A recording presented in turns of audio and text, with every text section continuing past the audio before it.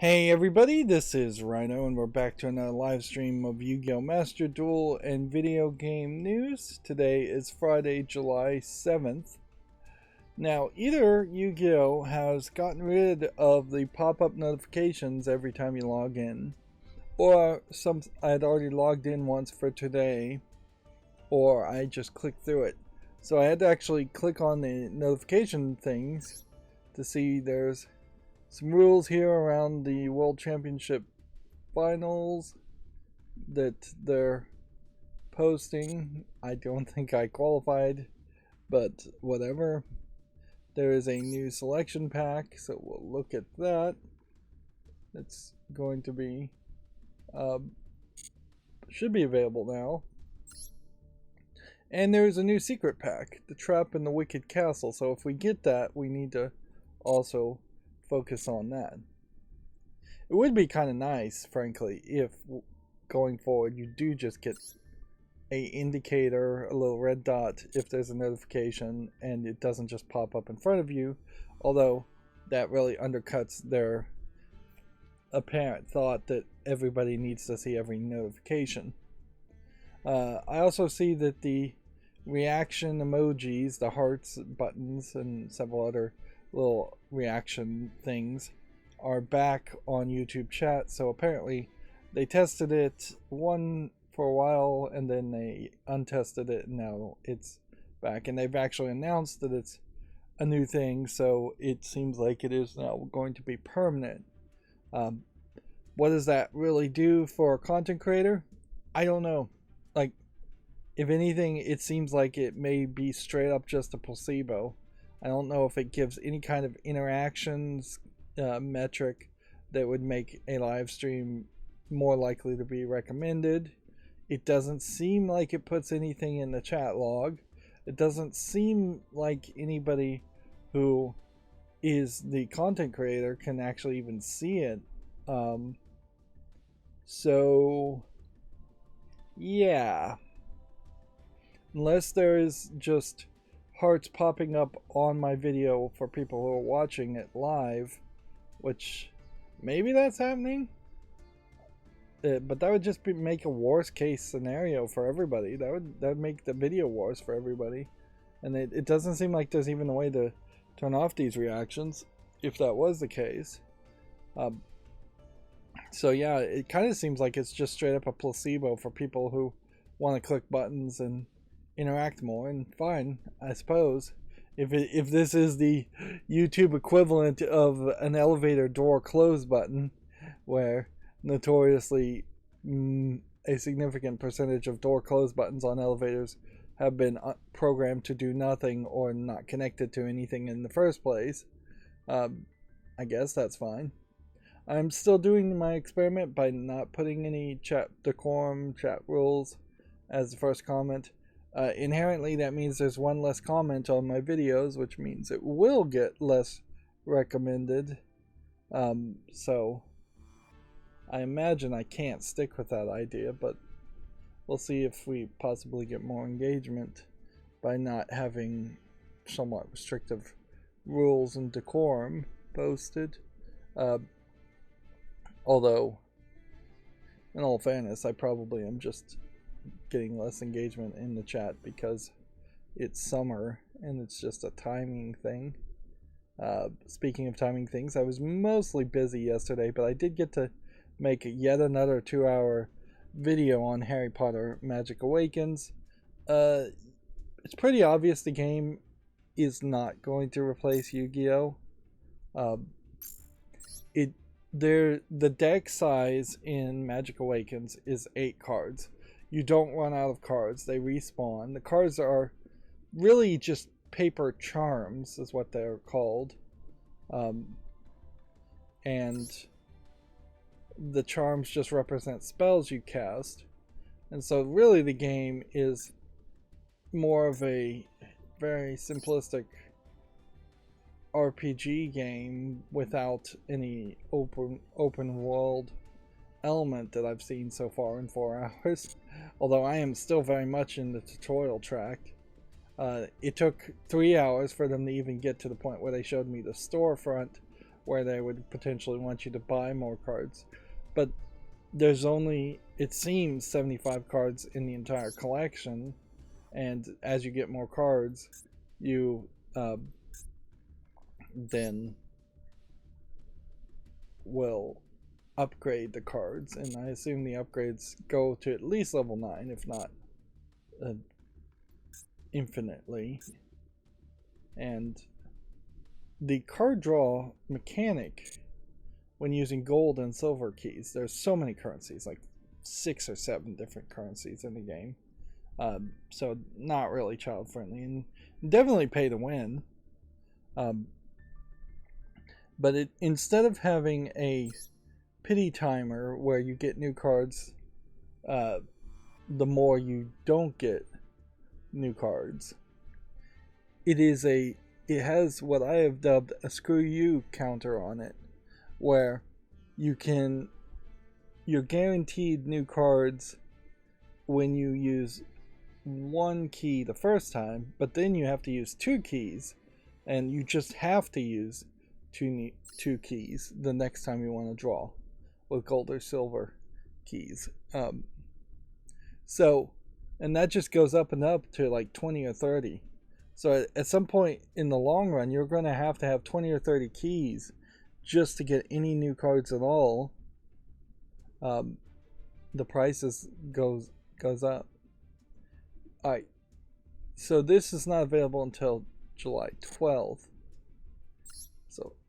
And this is not available until July 12th. They're doing the right thing by telling me early, but that does lead to some slight confusion, as I thought they would have been there already as far as the new card packs.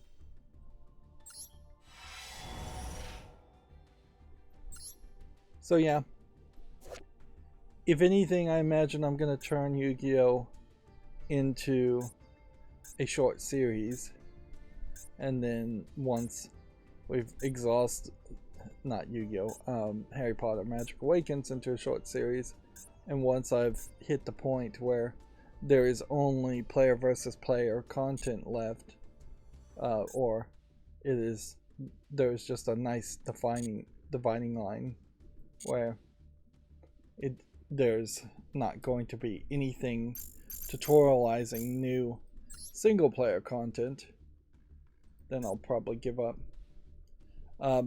There is some real weirdness, and I guess that explains why nobody's really talking about Magic Awakens at this point, in that they have these little hallways and they have a central corridor with the moving stairs in Hogwarts, and they want you to kind of walk around in those areas, but then all it really does is lead you to a room that leads you to a duel, a fight with the card game. It does have an odd kind of Kingdom Hearts feel to it later on. I got that vibe. It looked like there was some, like, you could go behind a student's desk, or you could find a little corner that people are less likely to search. But there was nothing there for the first 2 hours. Well, eventually I get to a point, and there are things there. There are chests and jars you can use. Or you can break to find little materials. So again, it feels like almost a dungeon crawler with very poorly and very minimal numbers of poorly designed and minimal numbers of dungeons. I half expect at some point you are just going to run into random encounters. The other problem, though, is while it does do a real nice thing of letting you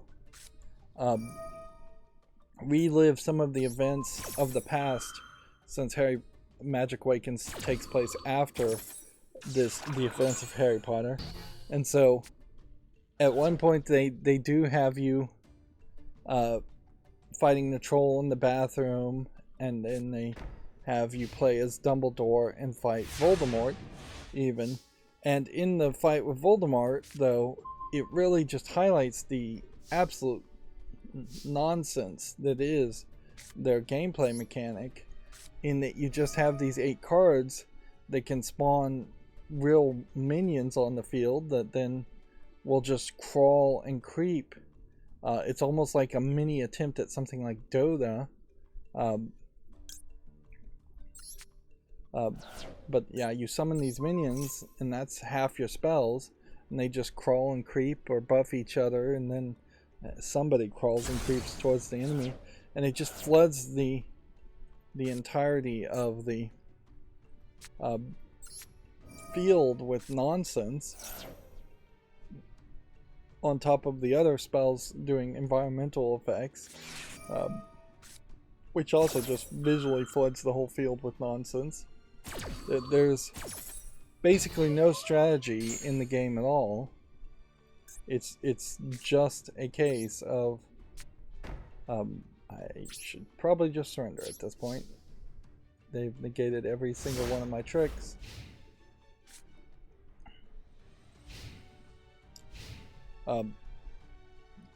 Yeah. There's no strategy in it. It is just really a random action game, action RPG type game, but not even good on that aspect.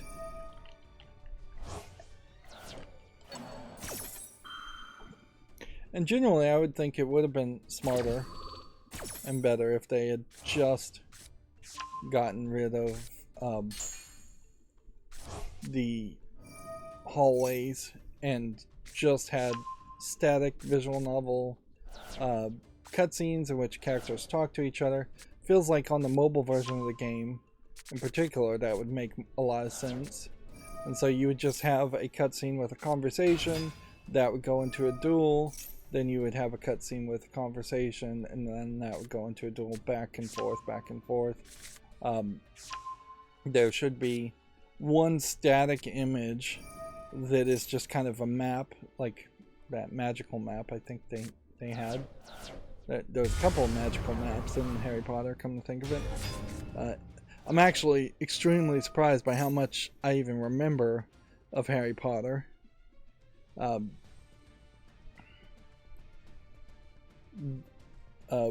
yeah, it would make a lot of sense if your main screen was just a map and you clicked on specific icons and it took you to specific areas for different kinds of duels, versus player versus event, versus player, those different events.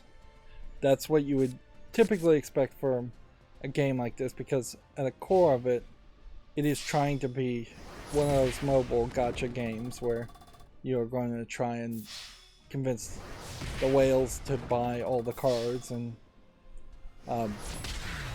spend a lot of money on it.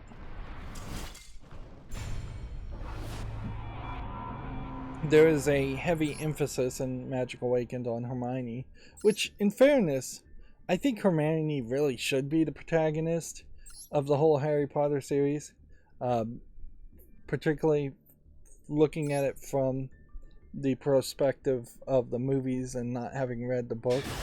Harry Potter just doesn't really come off as being that wizardry and that magical, and he really just comes off as, oh, he was the lucky one. So yeah, if somehow I magically was in charge of writing a sequel to Harry Potter, I would have Hermione take that magical time rewinding device she had, or find some other magical time rewinding device, have her go back in time and save Harry Potter's parents, and then defeat Voldemort, I guess, at that point. And then you could have a reboot of the whole timeline, at which the younger Hermione from the original timeline becomes the central figure and central hero. The thought there being that the threat of Voldemort kept some other threat at bay, and as soon as Voldemort was eliminated, another threat rose to power. And then you have Hermione as a wizard or witch, whatever they call her. I still think they should all be called wizards, regardless of gender. Have her the main protagonist. Then you have Ron Weasley and Harry Potter as friends / potential romantic interests, or you straight up eliminate Harry Potter completely and he's just this awkward, goofy student that is at Hogwarts but is nothing particularly special, instead of being the chosen one. But yeah, as far as Magic Awakened, the artwork and the story descriptions, which is depicted very poorly on the charm cards, is very heavily focused around Hermione. And perhaps that's just because Hermione cast most of the spells throughout the entire series.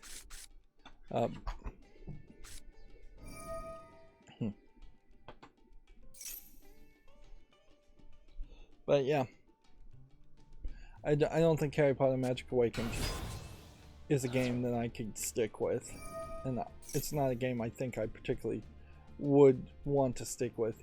One of the things that kills it, and this is just a technical reason, is that to record it with OBS, I'm having to do a full display capture.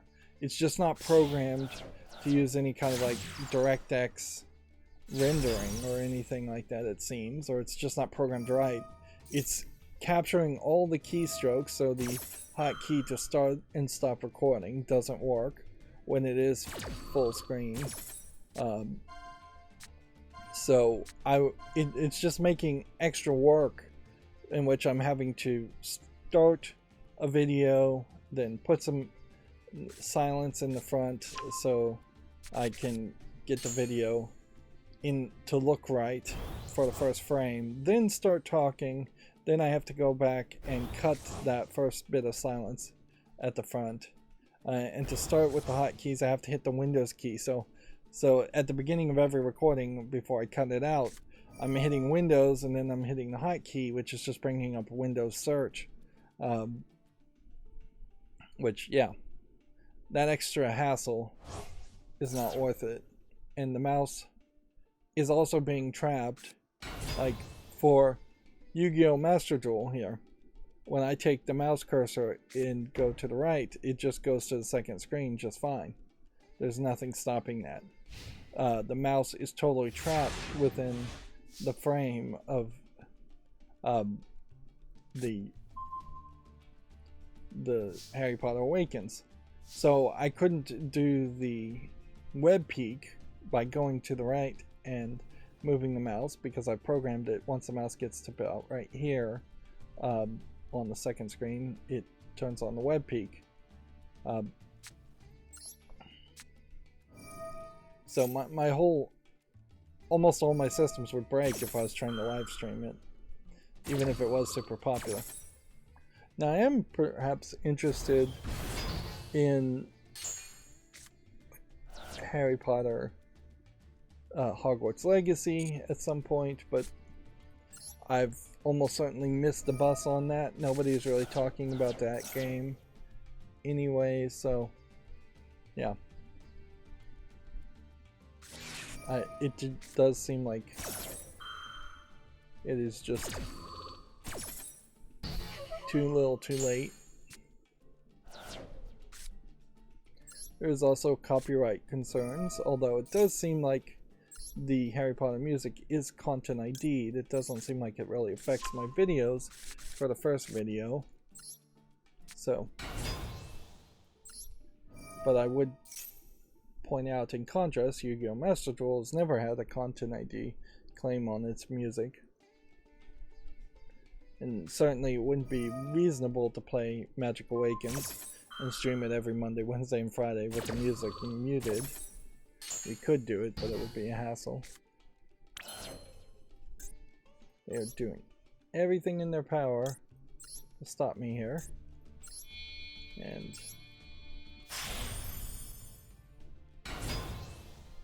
question will just come down to how many more things can he do. Let's move this so it's over here.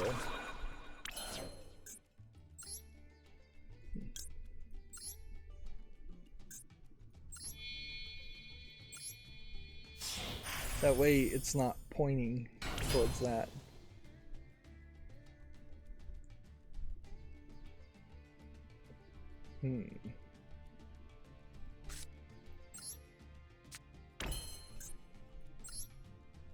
Playing that move was probably a mistake.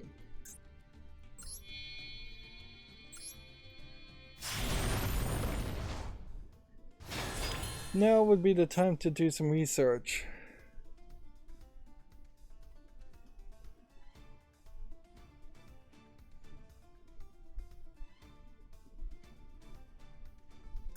See. The hope is that this would let me just destroy this. That didn't work.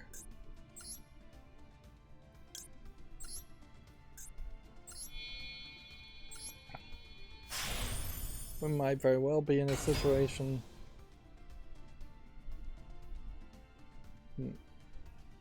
Yeah, this one is unaffected because of this. So I should have done some more research.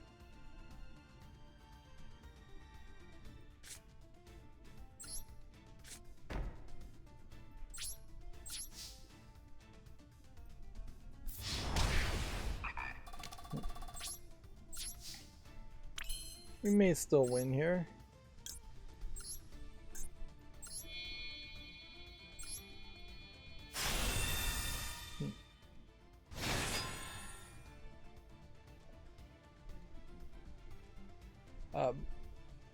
Suffice it to say, though, that I haven't really done anything else with Harry Potter, other than playing Harry Potter Magic Awakened, so I really don't have too much I can say. I'm hoping over the weekend to maybe make a little bit of progress, but I've also received in the mail those 3 Nintendo Switch games I purchased, so I also would like to potentially play through that.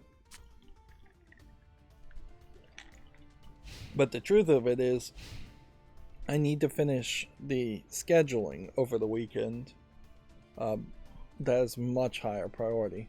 I need to finish scheduling videos that are on the old system so I can then start to work on the new system of a fully automated scheduling process.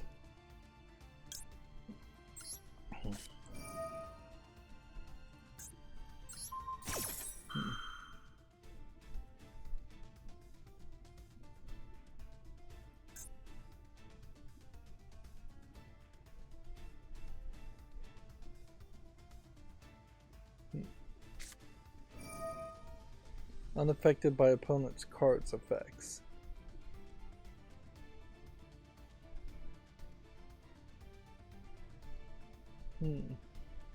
So this card's not going to do anything anyways.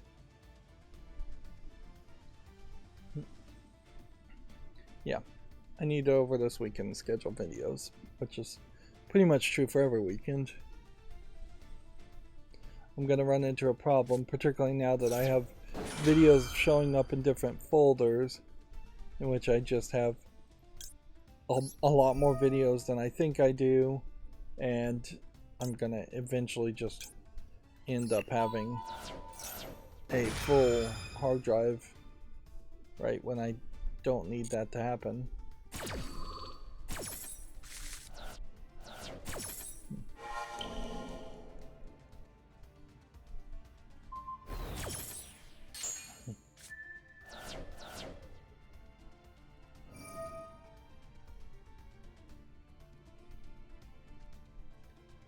So that was like a full reset, and I could have played a lot better if I had just not put that one trap card, this one, Tri-Brigade Revolt, on the field. Because now if I had that, I could put that on the field and summon my powerful character and banish this character with my powerful character's ability. I'm talking about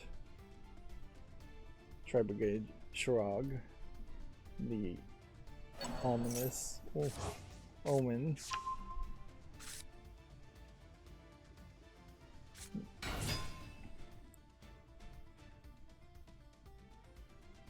Okay. So, probably the biggest news. There's not really a lot of news still, and if anything, it seems like I've seen at least GameDeveloper.com, if not also Video Games Chronicles, stretch to try and find some articles in the past couple days. Seems like we're in a summer slump, even though the Steam Summer Sale is going on. I guess there's just a line certain websites won't cross, in which they won't just straight up say, here's the games on Steam that are on sale, or here's a review of a game that we've talked about. Although, in fairness, GameDeveloper.com and Video Games Chronicle both don't really review that many games, or any games. I'm not sure if they review any. But real news, as far as real news goes, this is real news. There's an obituary here for the Beyond Good and Evil 2 creative director, Emile Morel. This veteran designer worked at Ubisoft for over 14 years. Now, Beyond Good and Evil 2 is abandoned, as far as I'm concerned, as a game. And both the first version of it and the second version that was shown, plus probably 3 or 4 other versions that were never shown externally, none of those have gone anywhere. This might have been a case, like, if you wanted to be extremely generous with Ubisoft, which I don't see a real reason why you would, that maybe this is why Beyond Good and Evil 2 has never officially been canceled, is that Ubisoft is just using it as a way of keeping people employed. I wonder how old this picture is. If he's been working at Ubisoft for 14 years, then this guy looks particularly young for, let's say he started even well, I guess if he started at Ubisoft at 18 and he worked there for 14 years, then that would only be 32 years old. But then you don't really expect 32-year-olds to die.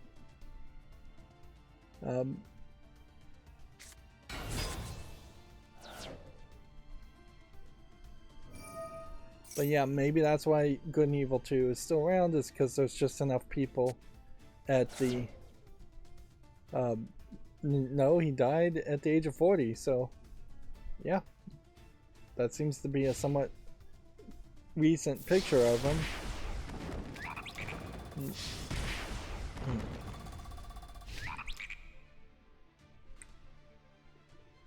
So yeah. If anything, this could be a good opening for them to finally put to rest Beyond Good and Evil 2 as a concept, and just say, hey, we're not going to make a game called Beyond Good and Evil 2. If anything, it would make more sense to just remaster the original Beyond Good and Evil 1 and let people relish in the nostalgia with that. Maybe even in the remaster, if the story really needs some wrap up, you add just a small coda cutscene at the end.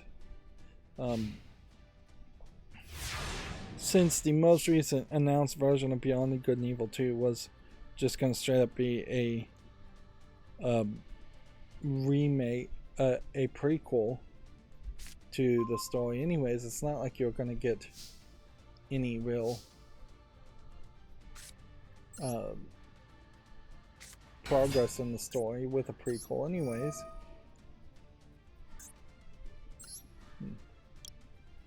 See how this works.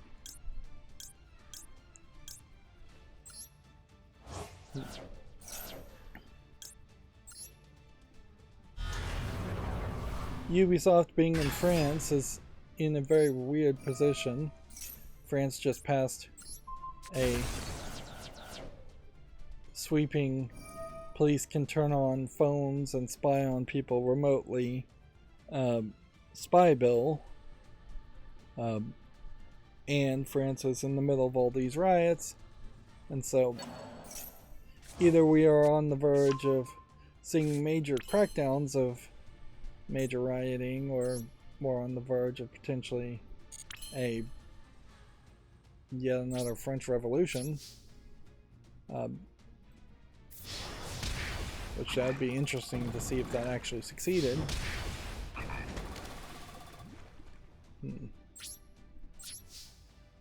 But as a video game company, Ubisoft being involved in just being located in the same place as all of that just adds to more of the problems with Ubisoft in general. And Ubisoft already had a lot of problems in which its French employees, or at least some of them, didn't really want to work for Ubisoft anymore, and the Ubisoft manager, Yves Guillemot, didn't seem to really care. So it kind of feels like there was a major conflict between the upper management and the associate level employees. Meanwhile, the actual content and games that do come out from Ubisoft are just so far doing a good job of staying the same level of quality pretty much, but it's not breaking any grounds or doing anything new. It's just, let's make another Assassin's Creed game, let's remake Assassin's Creed Black Flag. There is a problem certainly with the idea of an Assassin's Creed Black Flag, in that Skull and Bones is also a Ubisoft project that's been long in development, and now Skull and Bones is going to be lapped effectively by a Black Flag remake potentially.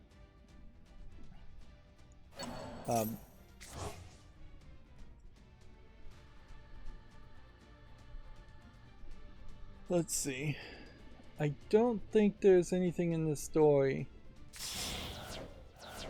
that says how he died. So, whatever. As usual, you're not given a real answer in any obituary as far as how people die, which is, I always find that unsatisfactory. Like if you told me a 40-year-old died suddenly because he was doing ketamine or cocaine or something, I'd be like, okay, that seems reasonable. Like, it's not a good thing certainly, but it's somewhat reassuring that people who are young die, if they die for risky behavior that can be avoided.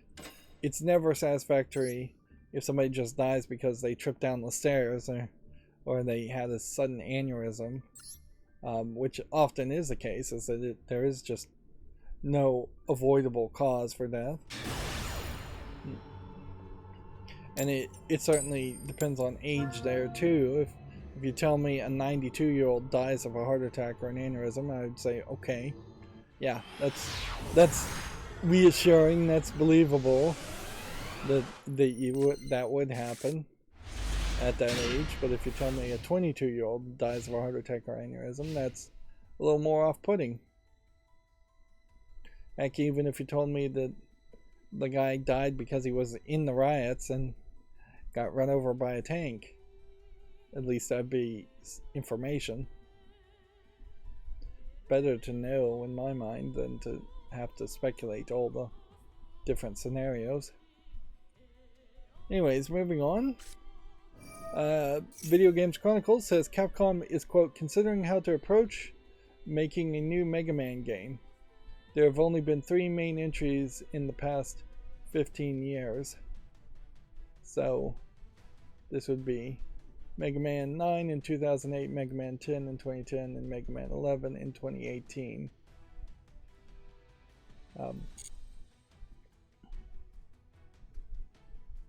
Which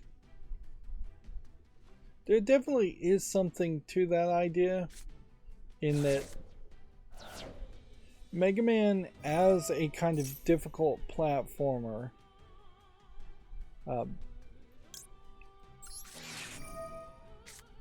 is only going to appeal to a percentage of fans.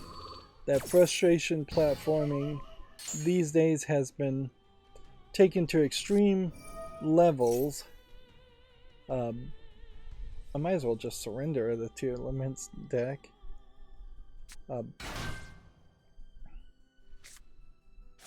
yeah, so if Mega Man is going to try and catch up with that idea and continue down the idea of really frustrating platforming, then the game is going to get way more difficult than it probably should be.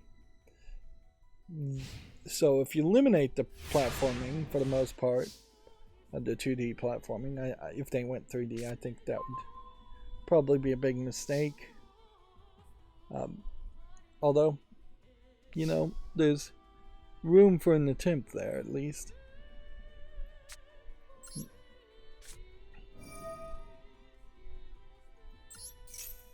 But if you eliminate the platforming, then you have just different bosses with different enemies.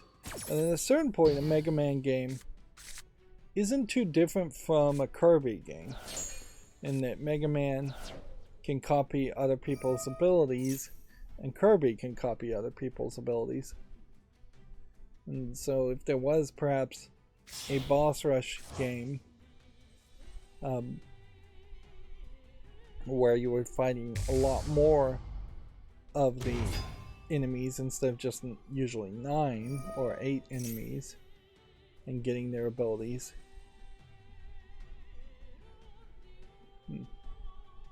Yeah, when that newest Kirby game that I played might be the direction that they should consider going, is have smaller enemies in an open 3D environment as a Mega Man, defeat those smaller enemies and get either a limited number of shots as that type of enemy, or a weaker version of shots around that. Perhaps what you do is you establish like a wave beam, but the wave beam, it starts at level 1, and then when you defeat the boss that has a wave beam attack, it gives you a level 5 out of 10 version of the wave beam, and you get like an RPG amount of XP for each different type of attack, and then the attacks synergize over each other. So if you have a wave beam and an ice beam, it then turns into a wave ice beam, one that could be at like level 1 for the wave part and level 2 for the ice, combining.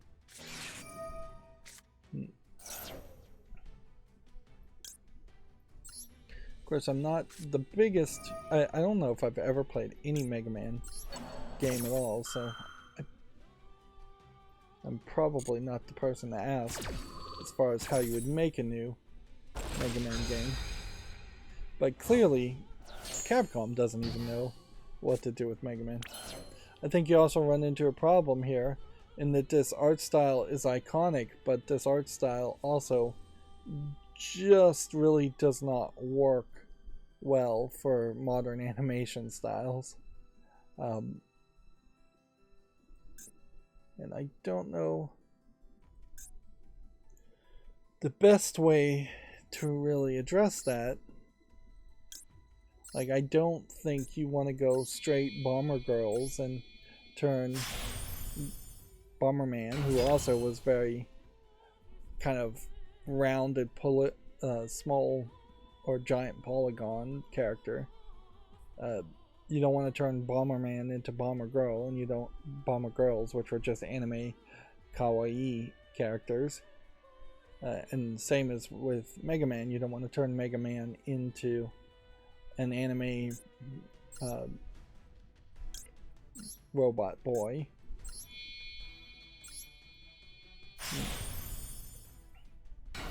But you also don't want to go insane with the details either and make Mega Man start looking closer to the Terminator or RoboCop.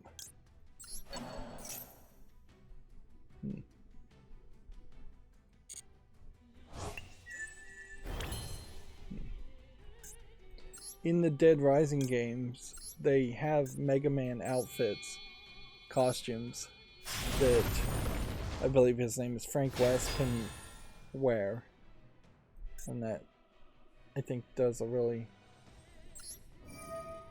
great job of showing how terrible Mega Man's outfit looks in 3D and how silly it is.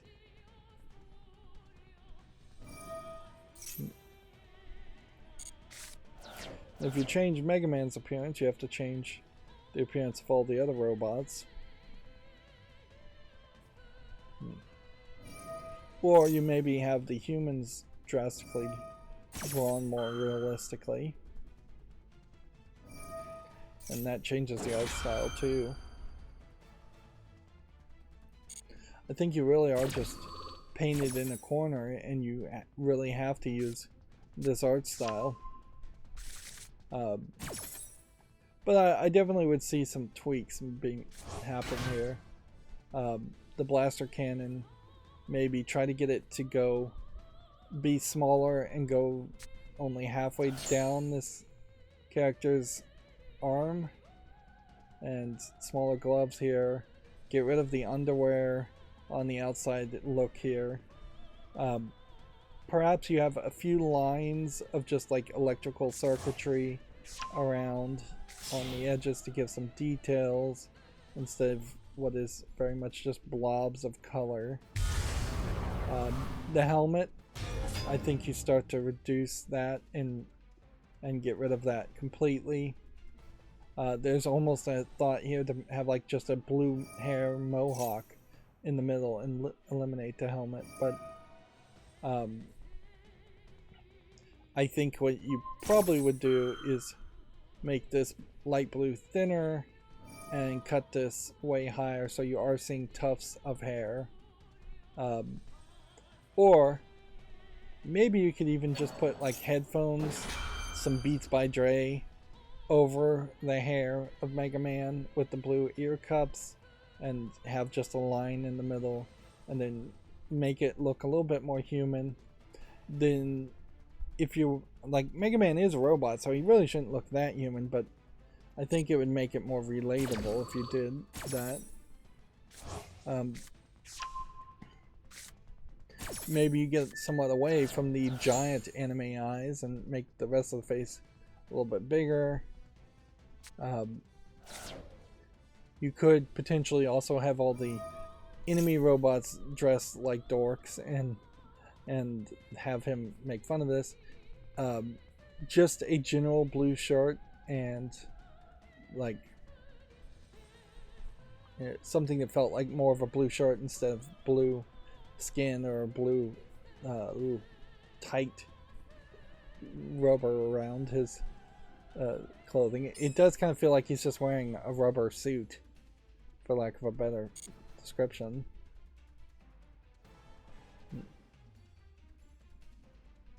But that's just like the appearance.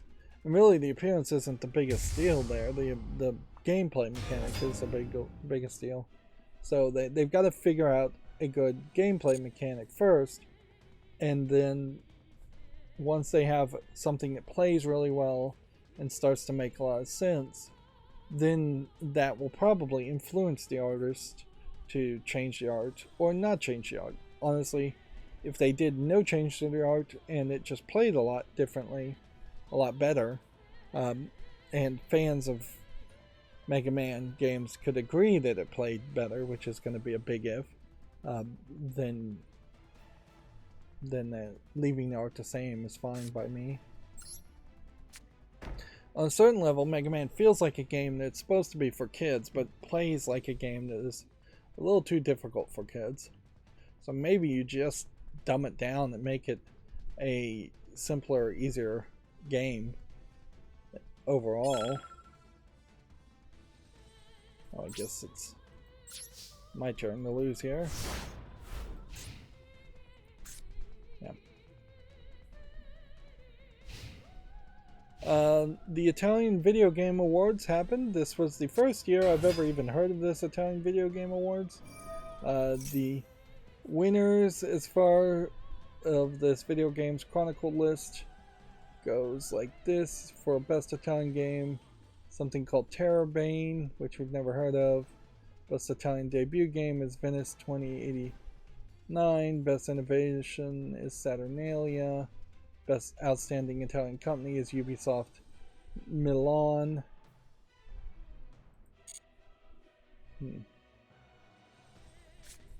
Yeah, my only chance of really winning here is if I irritate this guy and he surrenders. And then the Outstanding Individual Contributor was Christina Nava. I can barely read this text. Why is this so small? Let's adjust that.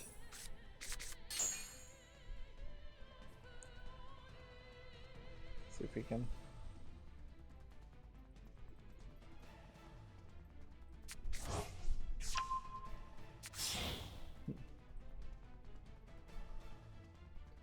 Yeah, that only made it slightly better. As far as reading it, but slightly better is about as best as I'm gonna get. So yeah, I would say nothing particularly impressive around the Italian Video Game Awards. Any new award show, in my opinion, probably needs to give out 2 or 3 times as many awards as any other show. That way you can get your name out there. If Steam, for instance, was going to give out video awards other than their end of the year awards, and this is in part why the Steam awards have not really worked very well so far, as far as people caring about them, is that they're giving out 6 or 7 awards, where particularly in Steam's case, they have probably 16 to 18 different categories. It'd be fairly easy to either nominate or have awards coming out for each category of game, so that there would be 16 or 17 games on top of general Game of the Year type awards. They're doing a People's Choice Awards on Steam, which is probably a smart move, but it wouldn't hurt also if Valve just put out bestseller awards on top of that, which that's the easiest thing they could do without being blamed of being biased, is to say, we've got the metrics here and we're going to give the top selling game in each category a top seller or best seller of 2023 award. So for the top seller action game comes out,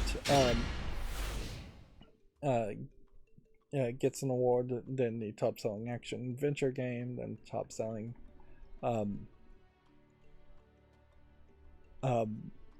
combat game, top selling shooter game, things like that.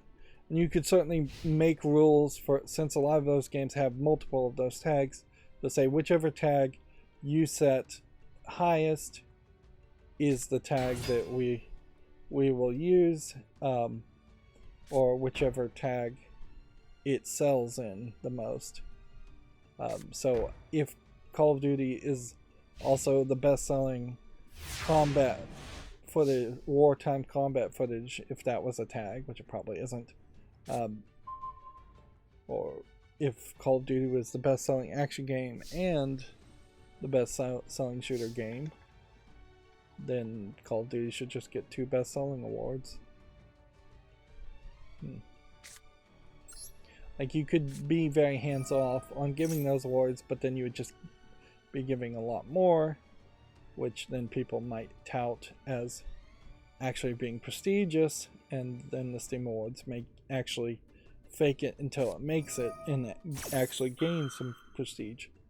Whereas the Italian Video Game Awards are already limited to an extreme level because it's only Italian entries. So they will never have a high amount of relevancy. And in all fairness, I guess it's worth pointing out that a lot of the video game awards are definitely coming from a more Western perspective. It's not a global perspective as much as it should be. There's still plenty of Eastern Asian games that aren't getting nominated or considered at all during the Game Awards.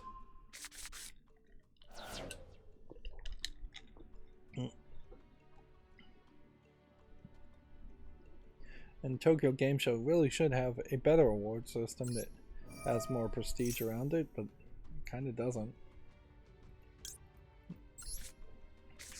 If anything, it's very much just like the Oscars and Emmys in that nothing really has prestige around anything, and award shows have sold themselves as being this thing that deserves respect and prestige.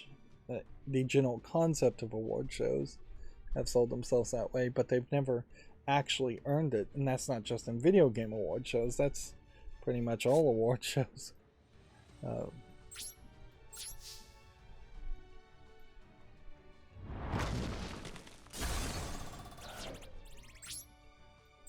think we can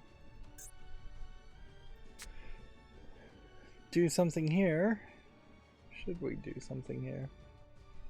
Or should we just wait?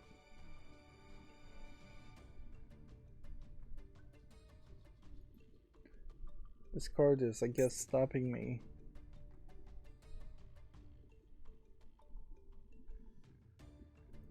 What type is this? Beast? Beast and Warrior? Let's see how this goes.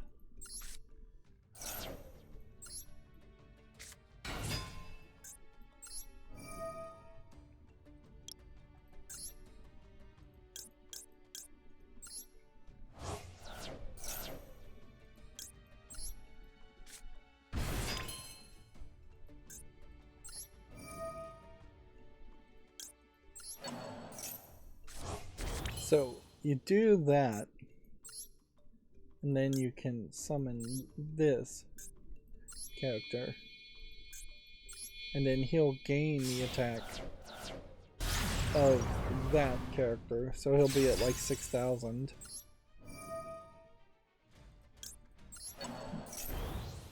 Oh, 5,000.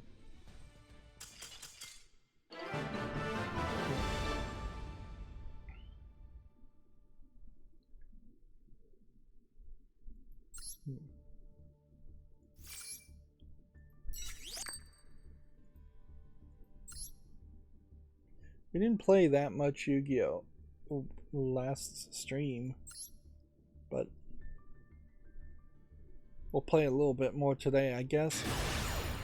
I'm not as time rushed. Video Game Chronicles has this tweet, which I suppose it's worth mentioning that Facebook is trying to make a competitor to Twitter called Threads. Facebook/Instagram, still Facebook and Meta, regardless. There might very well be a point in which people are moving over the Threads, although the question is, can you have a good experience having, say, a personal Facebook that's supposed to be your friends and family, and then also having Threads integrated in some way where you can follow businesses and public broadcasts?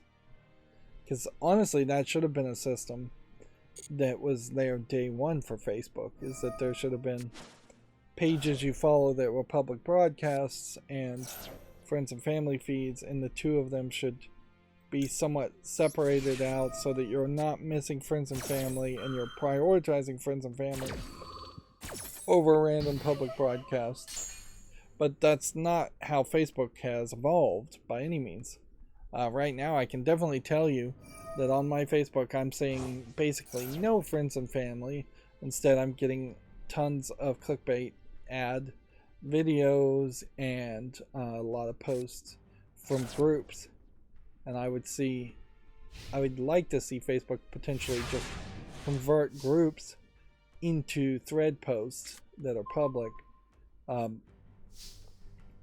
and introduce perhaps an idea to have private groups, but them still be in your thread posts. But I definitely want to see 2 columns. It can even be on the same page, but I want to see a column of friends and family posts on one and groups on the other. And honestly, maybe that works better to put ads on the side or even in the middle in the 3rd column, if that's what it comes down to.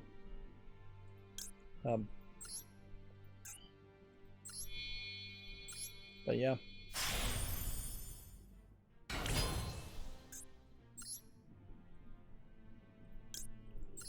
There's not a lot of hope, though, around going to Instagram and Threads, because then you're just in Facebook and Facebook's control of the flow of information and their censorship.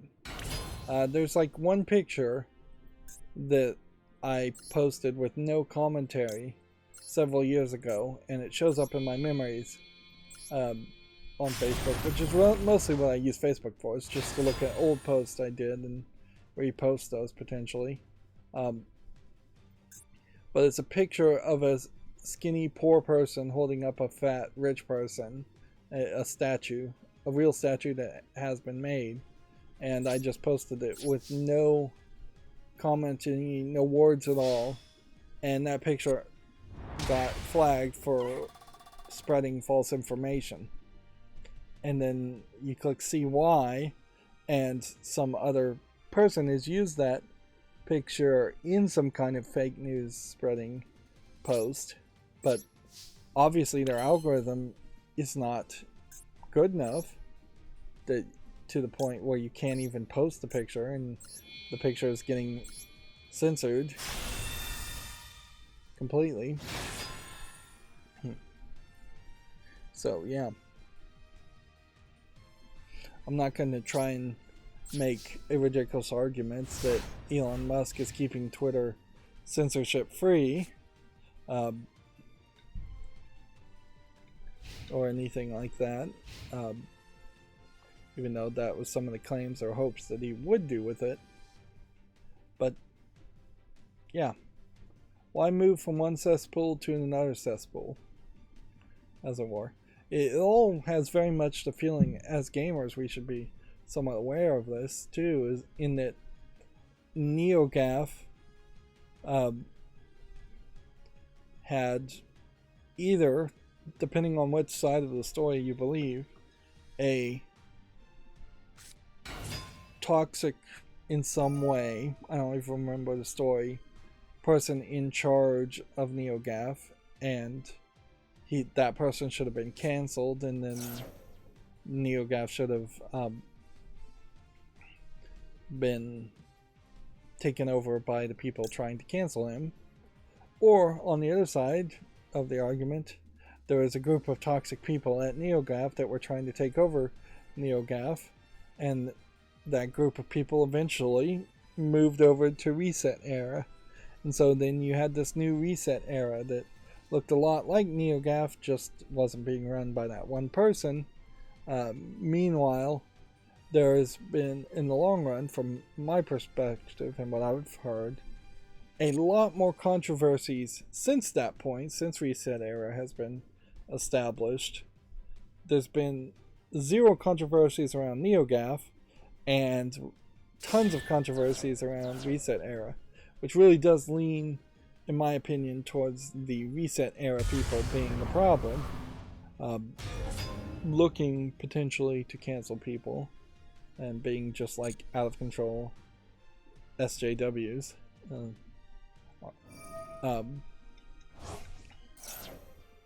Meanwhile, I assume you could still just go to NeoGAF. The guy in charge of NeoGAF said, we're just going to lock down the rules and only talk about video games and video games only, which is pretty much exactly what you would want from a forum like NeoGAF. The only slight difference between NeoGAF and Reset Era, and as far as I remember the drama around it, is that really nobody should be using either one of those forms, and shouldn't have been for many, many years. There might be an argument to going back to NeoGAF now if you're leaving Reddit, which Reddit is now threatening moderators who made some of their forums not safe for work. I definitely am noticing a lot more repetition and a lot less quality of posts. They had marked some of the forums as not safe for work as a form of protest, which would stop the forums from showing up on the front page.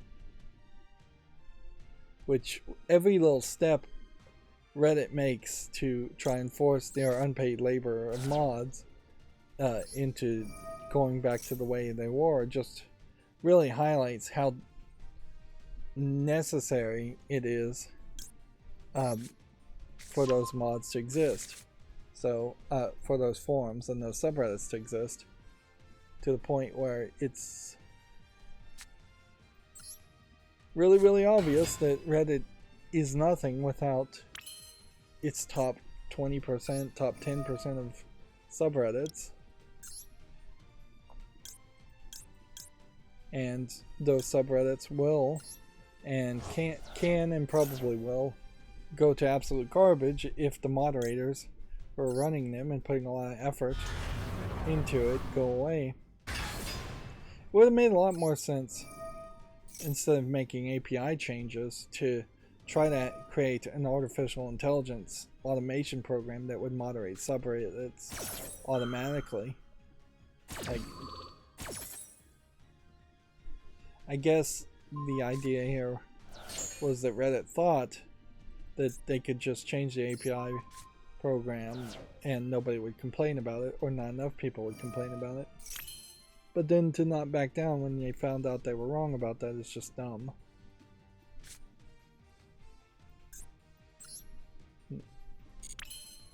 Okay, if I did that... Okay, I'm going to do something slightly risky here. We'll do this and this. I'll put 2 in here. We'll do that. We'll activate this effect to summon this. Although I could have probably put that face up defense mode. We can activate this now. And summon this.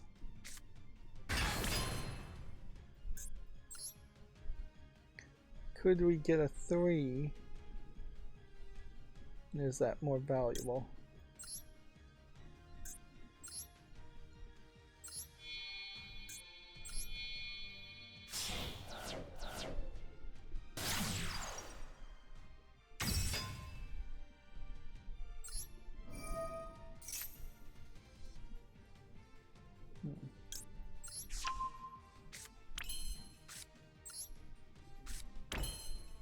Yeah.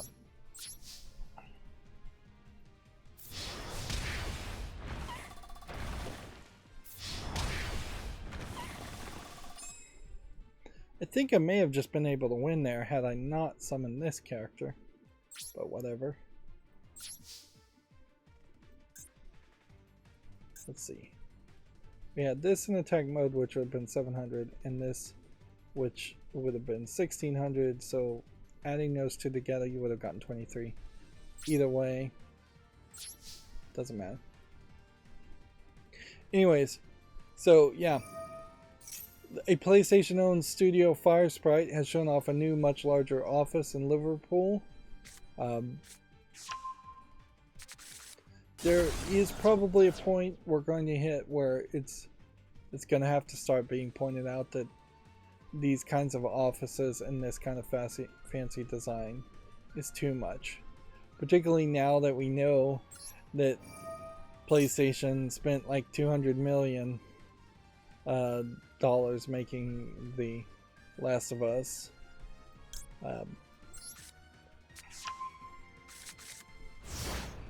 In fairness, renting out or leasing in a place and decorating it probably is somewhere around $1 million.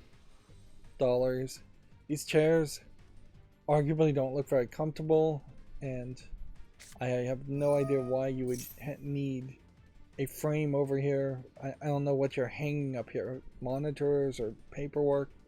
The Japanese neon lettering is totally unnecessary. Lighting is necessary, certainly, but fancy lighting is not necessary. Fancy desks. In a lot of ways, this feels like a hipster nightclub way more than an office. I guess I have to once again preach around the idea that what is best if you can't justify or allow people to work from home because it's a collaborative process of making video games, which I question how collaborative of a process it really is, but whatever. If you can't have them work from home, at least give them the decency to give them offices or cubicles. People, by default, should be capable of being locked into their own quiet area to think and do work. That's exactly how you would want it done in schools too, and it's not how schools happen. Instead, everybody's just in a classroom. The best thing schools do is have everybody looking forward and somewhat away from each other, so you're not staring in each other's eyes and encouraging pointless conversation, which that's what a lot of this design is. We want people to stare in each other's eyes and interrupt each other and have pointless conversations.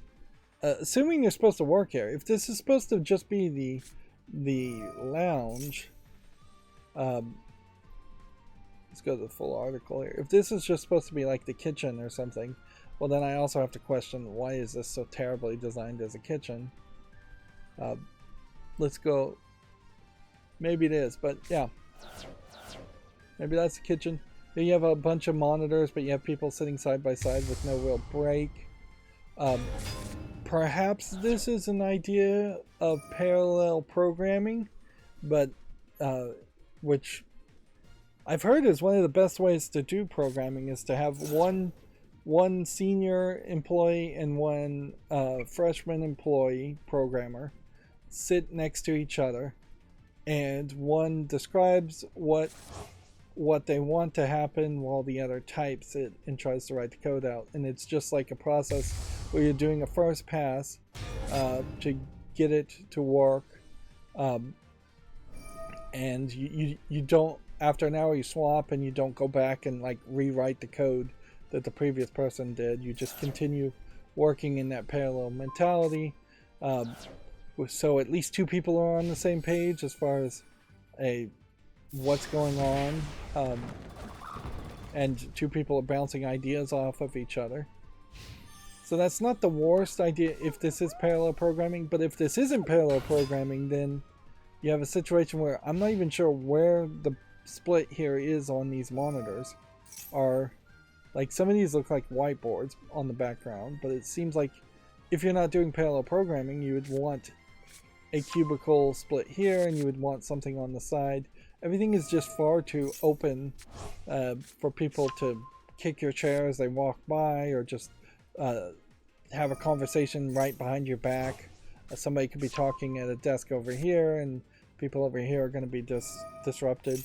They're not all facing the same direction. There's not anywhere as fancy of a lighting or decoration in the place where they're supposed to really work compared to the kitchen. And then there's just some ridiculous stuff that, like, you're trying to make your office the fun place to hang out when it just really is never going to be the fun place to hang out, and really shouldn't be. Break rooms with pool tables and arcades. I think that's a ridiculous idea.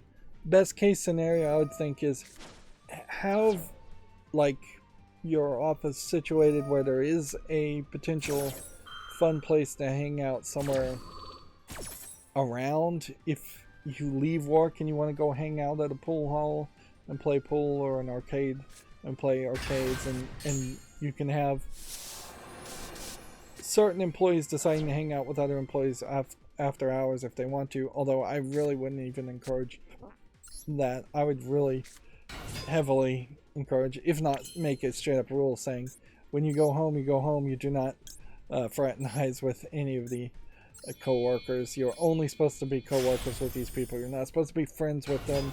You're not supposed to start to think of them as family. Just because you're spending a lot of time with people doesn't mean that you're always going to be connected to that person, or that you should have any kind of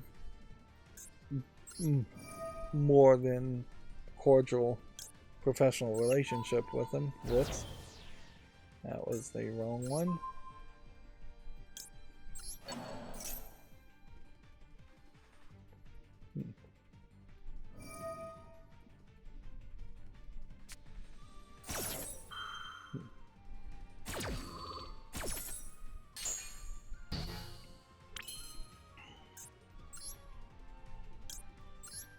That negates the face-up cards of the cards I currently control. I didn't currently control that one.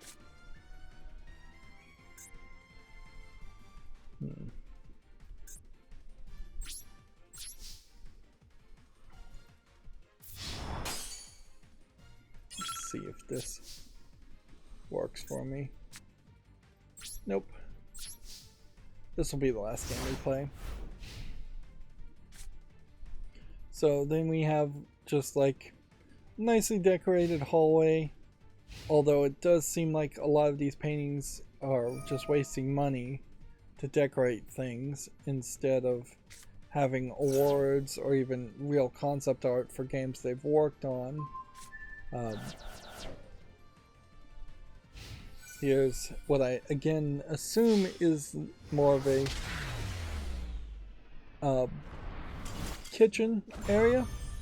I suppose they could have an all hands on deck meeting and talk to everybody.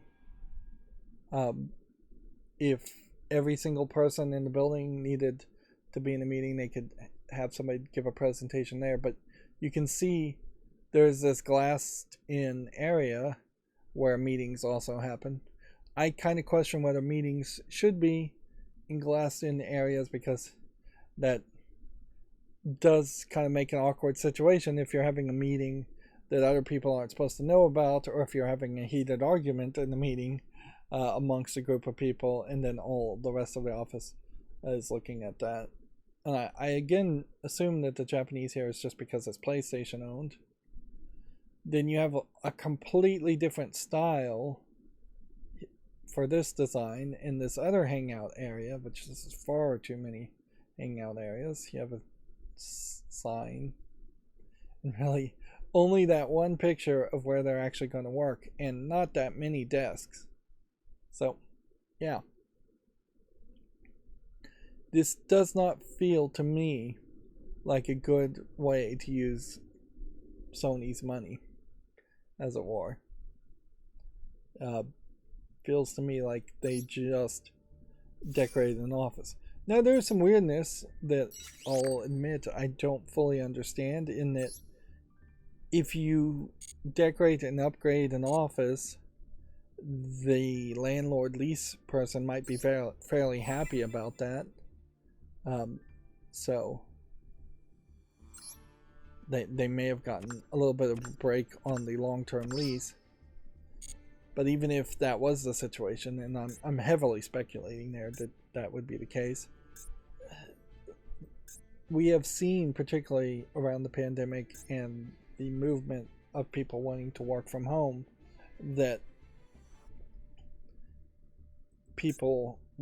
companies wasted a ton of money leasing offices, and there's a lot of companies that are straight up just going to stop paying their leases on offices because they don't need them, and because they were too expensive, and leases were just going up as all property costs were going up and up and up. Um, and you certainly are not, no amount of fancy decoration is going to convince people that want to work from home that working from home is a bad idea. So, yeah. That's another issue. We actually do have a decent amount of daily quests still to do if I was going to engage with that, but I'm not going to. Here's one of those GameDeveloper.com articles where it feels like there's just kind of stretching, or perhaps this is just straight up a Unity advertisement. The complete introduction to Unity game development. And then there's hyperlinks in the story, which I've never really seen hyperlinks in a GameDeveloper.com article. Stepping you through the basics of the Unity editor, how it's doing its top level concepts, and setting you up. It looks a lot like Blender, if you're familiar with Blender, but not that many people are. But as somebody who was traditionally educated and trained as a programmer, what is being shown here is not the programming stuff, which is basically barely touched in both Unreal Engine and Unity. At a certain level, you are just having to pop up a text editor and writing, I guess, C# code.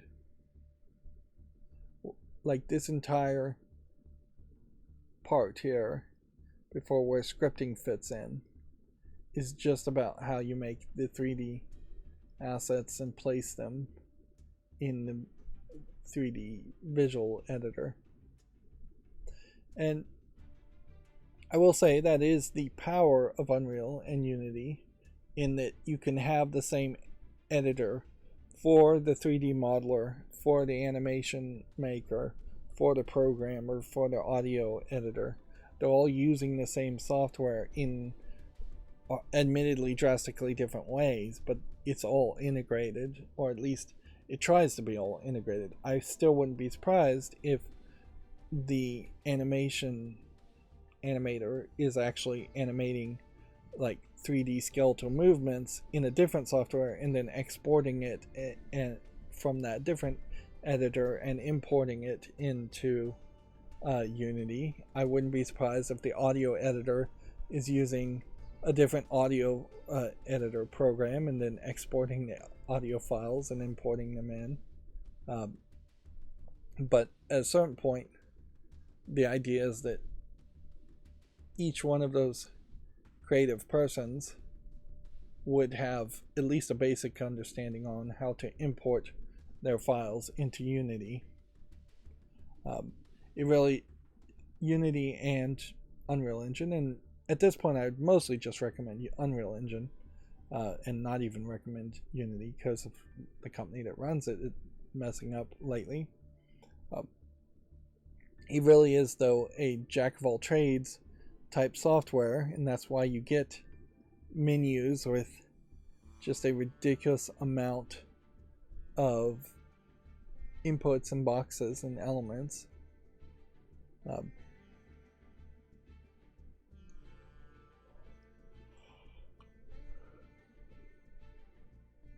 It's interesting, I suppose, to show here that high dynamic range and MSAA are pull down menus for the models.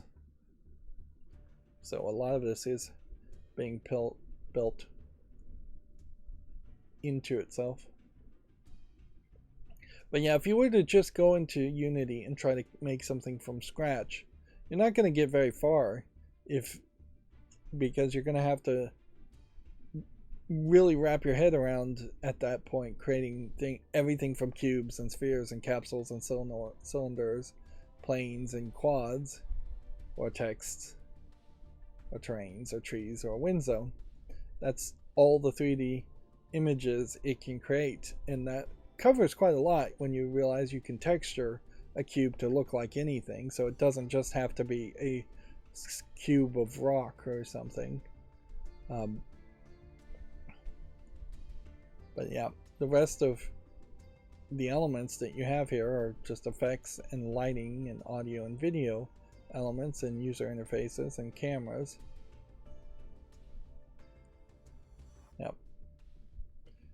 This is really where you separate the wannabes from the people who can actually succeed, is that they're going to have that spark of creativity to say, a cube is my canvas, but I'm the artist and I have to paint on that cube. Whereas people who aren't artists are going to say, oh, I have a cube, so let's make something like Roblox and make a Roblox clone. Or more easily, most people just take demo projects from Unity and make something that's closer to an RPG Maker game, because all of that's pre-made and easy to do. Moving on, Gamatsu has an article here saying Mortal Kombat 1 has added smoke and rain. I imagine we're potentially going to just have teases of new characters being added. I suppose at a certain level this does say they aren't just going to try and limit themselves down to the 8 or so characters that were in the original Mortal Kombat game. It was just called Mortal Kombat. And so that they are willing to introduce characters from the Mortal Kombat 2 and probably Mortal Kombat 3.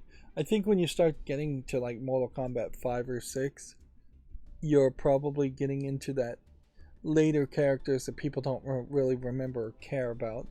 In fact, as somebody who really hasn't played any Mortal Kombat since Mortal Kombat 2, I don't think there's a memorable new character introduced in the Mortal Kombat series until Mortal Kombat 11, which was the daughter of Johnny Cage and Sonya Blade as a character, and she's memorable as a character for really the wrong reasons, in that they hired a stunt voice actor who wasn't very good to do the face scans and the voice acting for her. In fairness, there were a couple other characters that visually looked interesting, but I never even caught their names.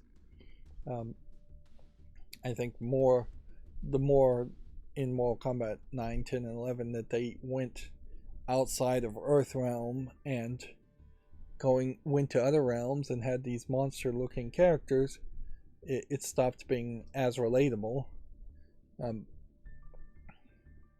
which is a weird thing to say about Mortal Kombat, but I think it really is the case, that you really do want mostly humanoid looking people in a mostly human looking world fighting.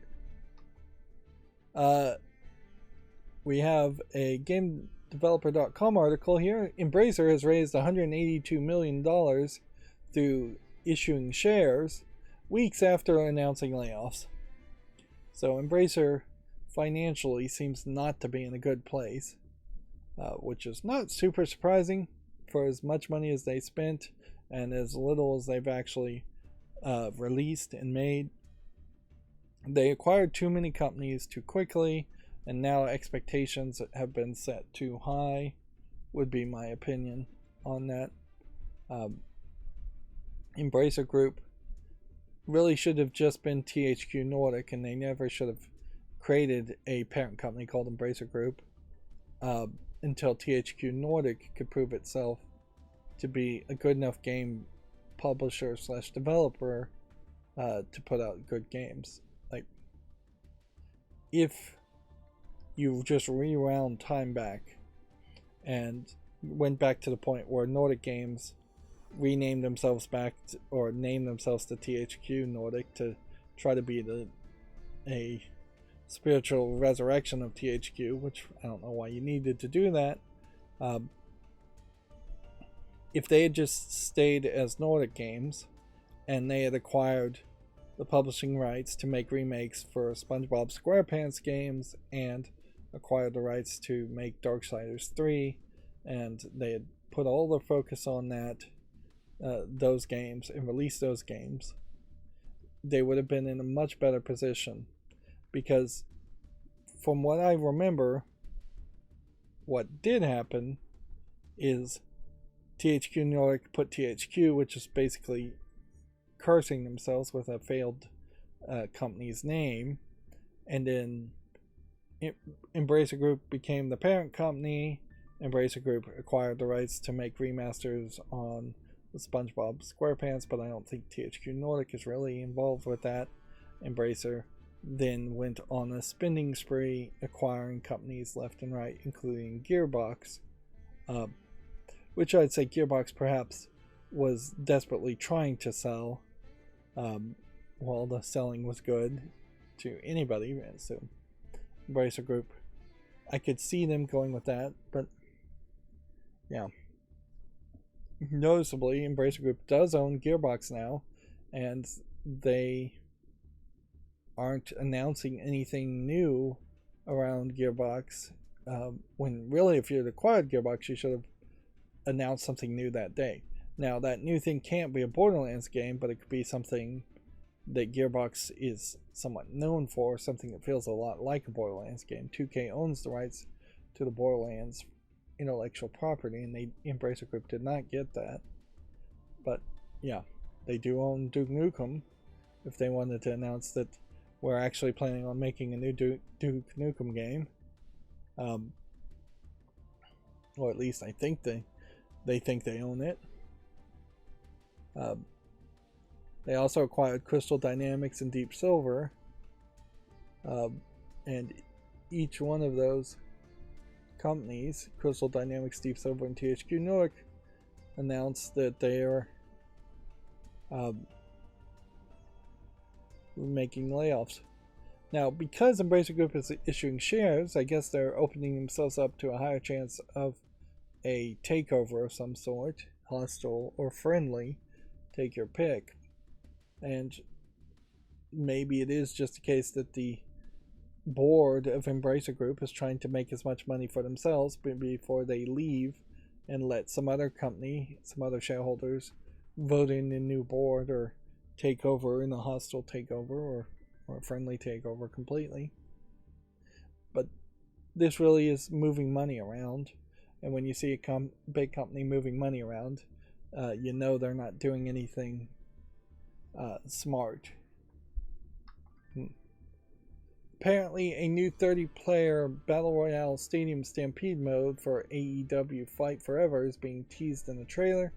That being said, I think reception for AEW Fight Forever is not as high as it should be, considering how many people were kind of hyped for that wrestling game.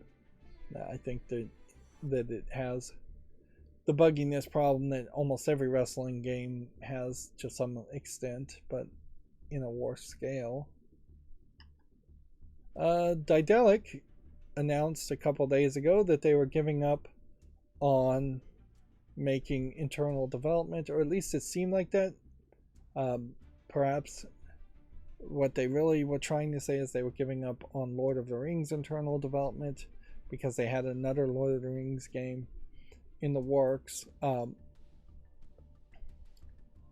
But they've kind of resurrected their Twitter, it feels like. I haven't seen anything tweeted from Daedalic in a long time, and you can see their headline here is the Surviving Deponia game, which I guess is still in development, although you could easily assume it isn't. Let's see. Yeah, this is June 10th as their pinned tweet is Surviving Deponia announcement. And then they retweeted on July 6th, yesterday, a Deponia meme, Happy International Kiss Day. This is a scene from the point and click game Deponia. Um,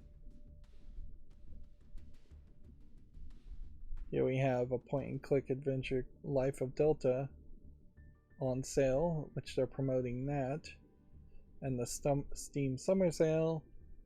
Then they're back to Deponia art on Instagram. So it does really seem to me like they are trying very hard to make you forget about Golem, which is fair enough. But then they also are just trying to slide back into being the point and click adventure game company at this that's known for Deponia. You can see there's just like Friday fan art or fan art day of some sort, just showing some real love for Deponia still. It's not until you get all the way back to May 26th that we have the Golem comment from Lord of the Rings Golem's Twitter being retweeted by Daedalic Entertainment. And then you start to see a lot more Golem promotion. Yeah. So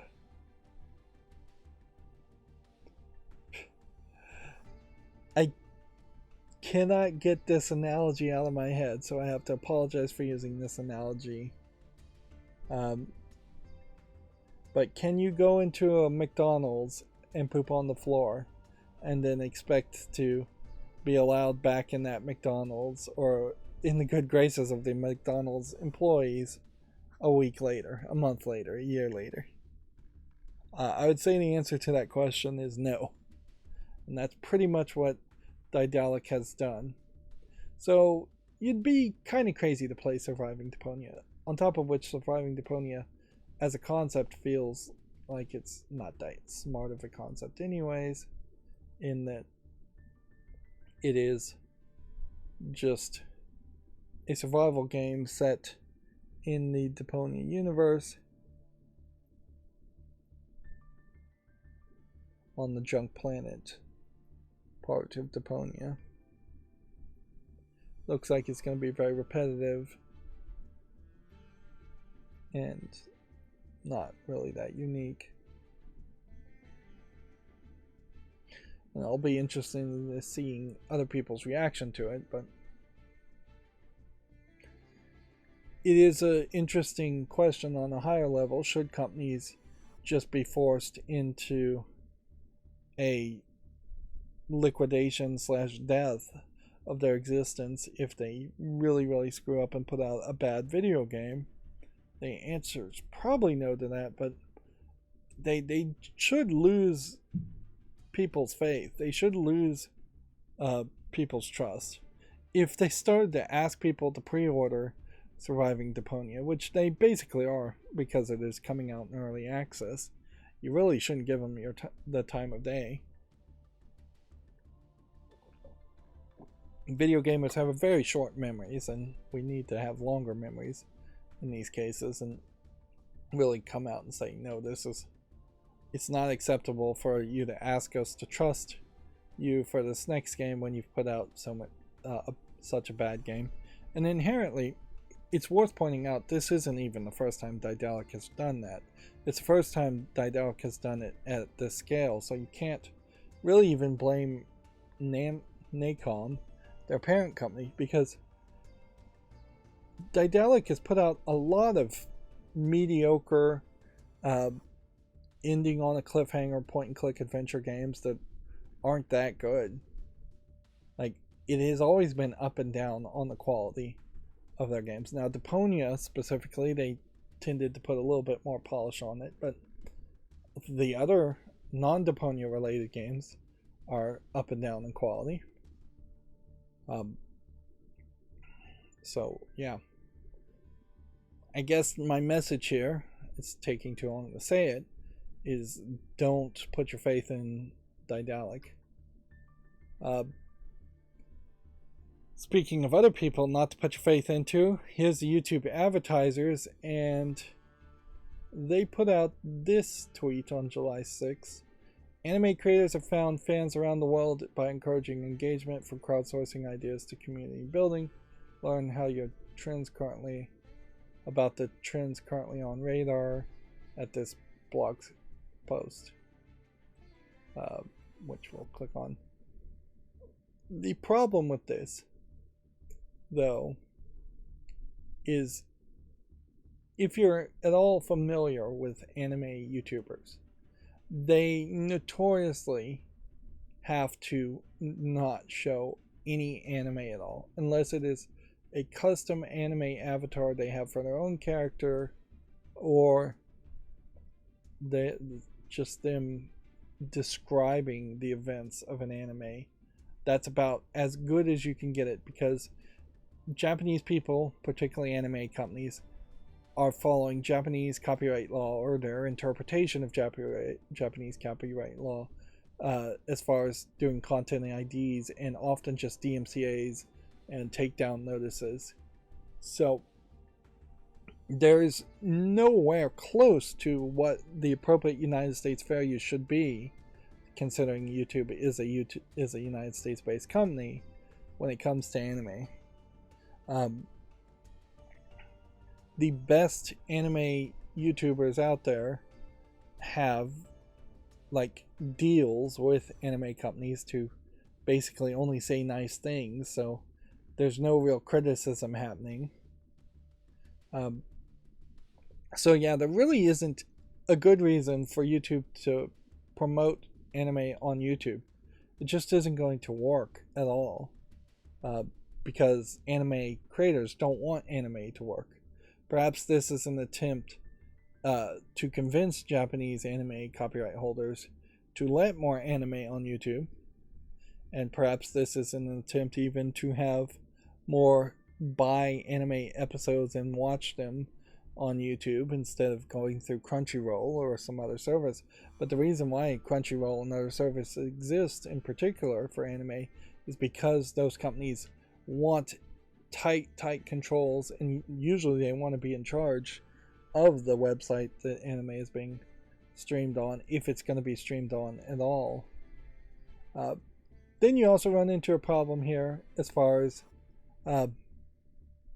just anime in general, when you try to, if it starts to be put in front of the public in the moe characters.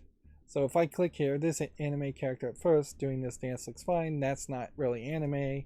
That is an anime girl. And then you have three moe girls, little girls dancing too.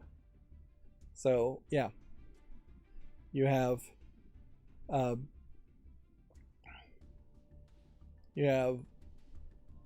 one pencil sketch thing that I would not call anime at all. You really cannot call that anime that's being shown there.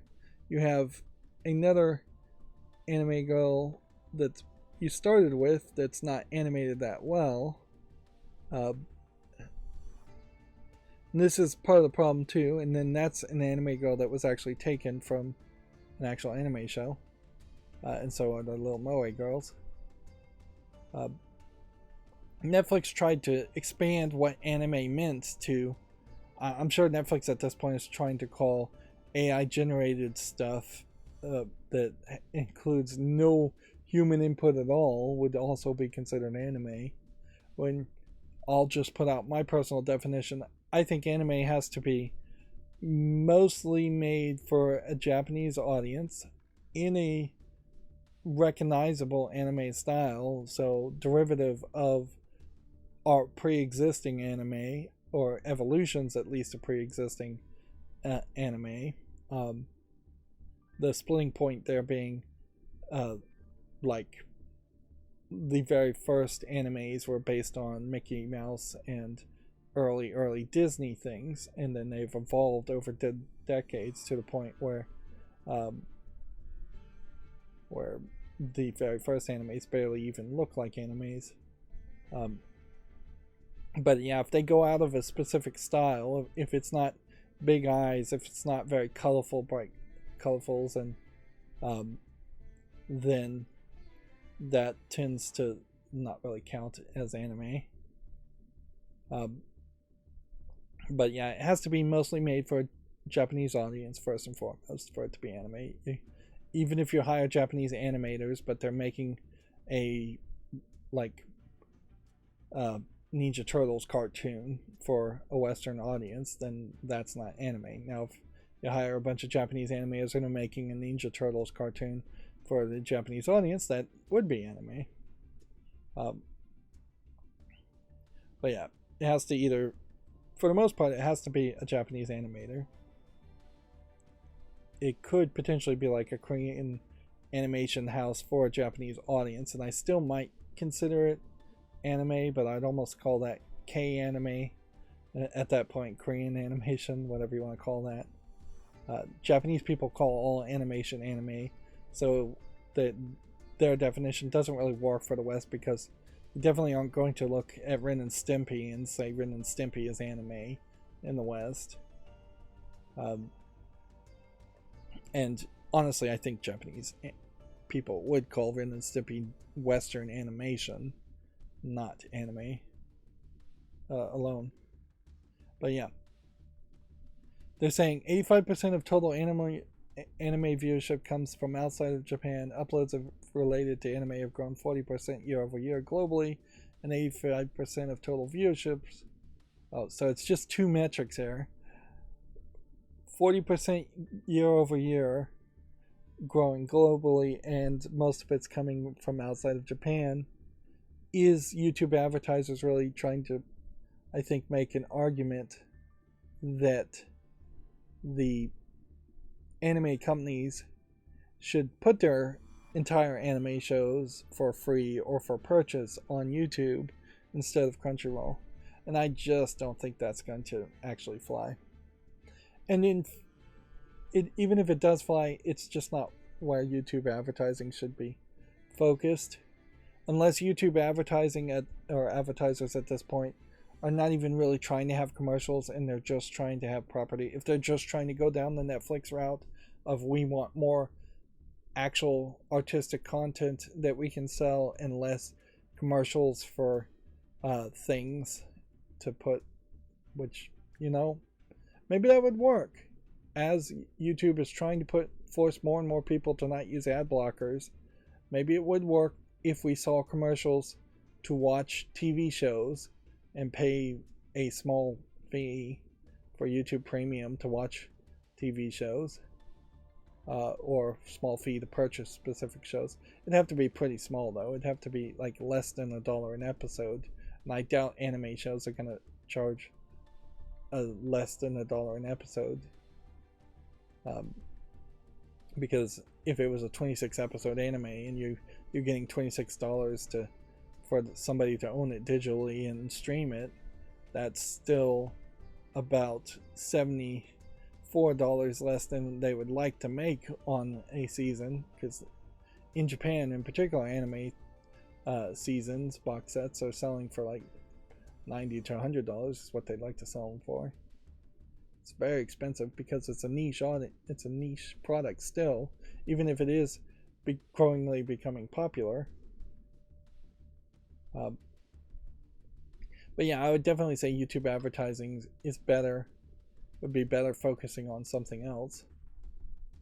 Here they're talking about lo-fi lore, which, yeah, maybe they are trying to dip more into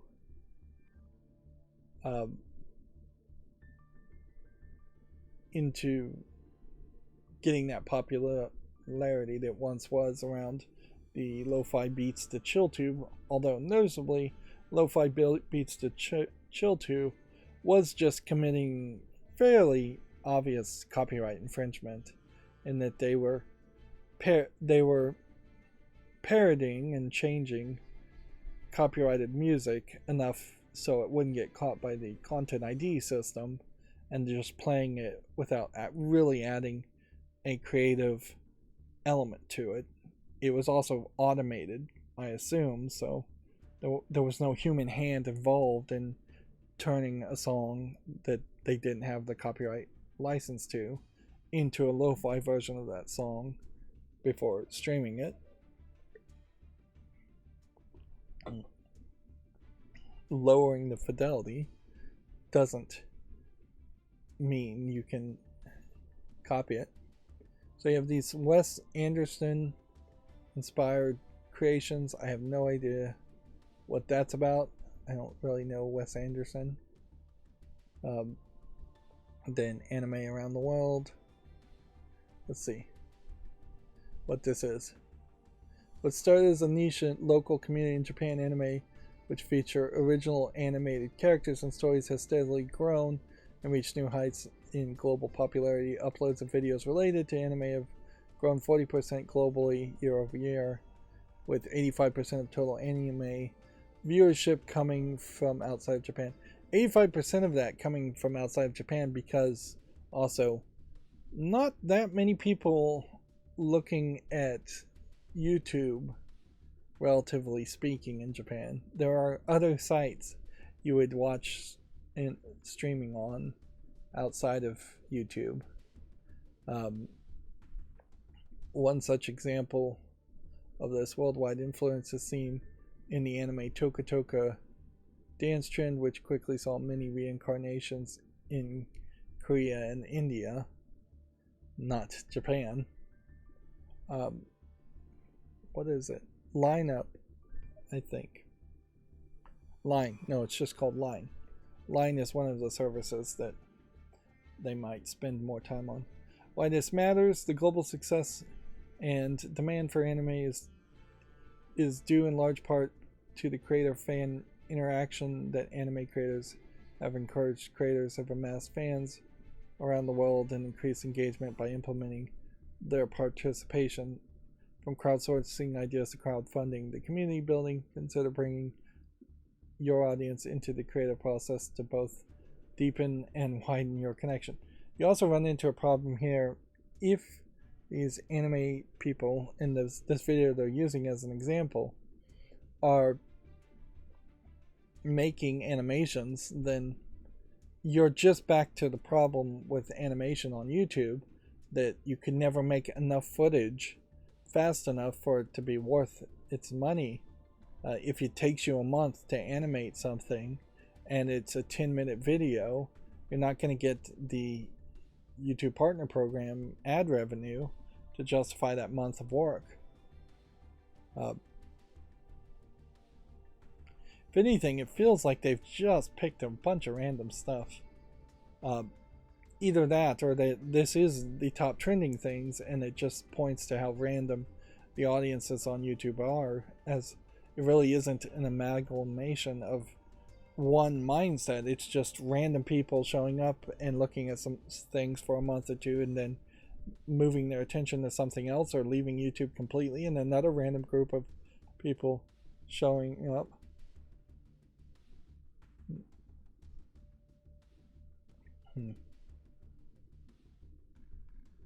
Yeah. Now people are speculating as to why Lo-Fi Girl got replaced with Lo-Fi Boy. Which is ridiculous. And that's just YouTuber reacting YouTubers talking about nothing. And I guess Mexican music is also a thing. And then there's still either is a real fandom for makeup videos on YouTube, or YouTube is just promoting it. One thing I will say is that one YouTuber in particular, who is way more popular than he probably deserves to be, and is fairly right-wing in my opinion, although he'll deny it and say he's centrist. He has denied it and said he's centrist. He is constantly, still to this day, using Susan Wojcicki's image in his thumbnails every time he makes a drama video about how YouTube is awful and doing something awful, which I have to denounce at this point. Susan Wojcicki has stepped down from being the CEO for at least a couple months now. If you're going to use somebody's face to be the face of YouTube, it should be the new guy that's in charge. Although I guess if you're a tinfoil hat conspiracy type, you might think that she might still secretly be running things in the background, but I doubt it. Like, her Twitter has, for the most part, gone silent, and she is really just promoting whatever she wants to promote or talk about whatever she wants. Although, in all fairness, that's what she did as a CEO too, is that she used YouTube to promote and rub elbows with famous people way more than she seemed to ever discuss actually doing the job or improving YouTube. Yeah.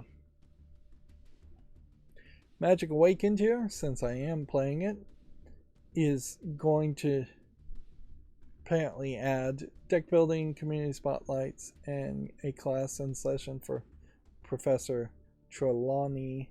Welcomes you to divination. I've yet to get to a point where it seems like you can have multiple decks, but I also kind of would question whether you even need multiple decks, even though each deck only really has 8 cards. They are doing the right thing by advertising that they're adding more stuff, but yeah, they're starting off fairly weak in what Magic Awakened actually has. And there's a whole bunch of chat systems in the game that I didn't even mention that are just nonsense, like global chat, local chat, form of group chat, friends group chat, and then a join a social club chat. It's just like 5 or 6 different chats in a game that doesn't have enough gameplay to justify having even one chat so far. It almost feels like that's what they wanted to do, is have a game where people were just hanging out, wandering around doing nothing in Hogwarts and talking to each other, just trying to get the really young kids to make their own fun, which I don't feel like that is reasonable at all. Steam Deck has passed 10,000 verified and playable titles. Of course, they determine whether something is verified and playable, so they could have sped up or slowed down to get to 10,000 at any point. I would imagine there are somewhere around 300,000 games on Steam in general. Of that, let's just assume that 100,000 of those games are things that are even slightly worth playing. And actually, let's bring that number down to, maybe 1,000 for any individual person. So, I would say if there are 10,000 verified and playable games, which verified and playable, I assume, is the highest ranking they have, which implies there will only be as many minor glitches as you might see playing a game on a regular PC. Yeah. I would say you have a 1 in 10 chance of finding 1,000 games there that you personally would want to play if there are 10,000 plus verified and playable games. Getting from 10,000 to 20,000 is going to be a lot harder than getting from 0 to 10,000, as you're going to struggle to find games that have any kind of player base, making it even worth testing, or any kind of player base that of people who are even interested. Eventually you're going to have to shift to more of a system of people submitting new games to be verified and to be playable on the Steam Deck, versus looking at old games or patching old games to make them playable. And inherently, I think you lose a lot of value in the Steam Deck if you're not willing to go the emulation route. Because as soon as you go the emulation route, you have a decent system here to have at least 10,000 more games that could be emulated on the Steam Deck. Are there 10,000 old games worth really emulating? No, but there are definitely probably 1,000 really good old games that are worth emulating. And then there's 9,000 that you might emulate anyways because they're so small.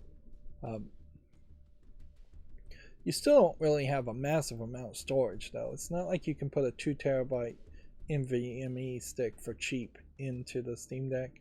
That's something the Steam Deck 2 could really benefit from, is just having maybe a thicker case slightly in the back so you could put a regular full length, I guess it's 80 millimeter or 140 millimeter NVMe, and potentially have more battery backup in the extra space otherwise.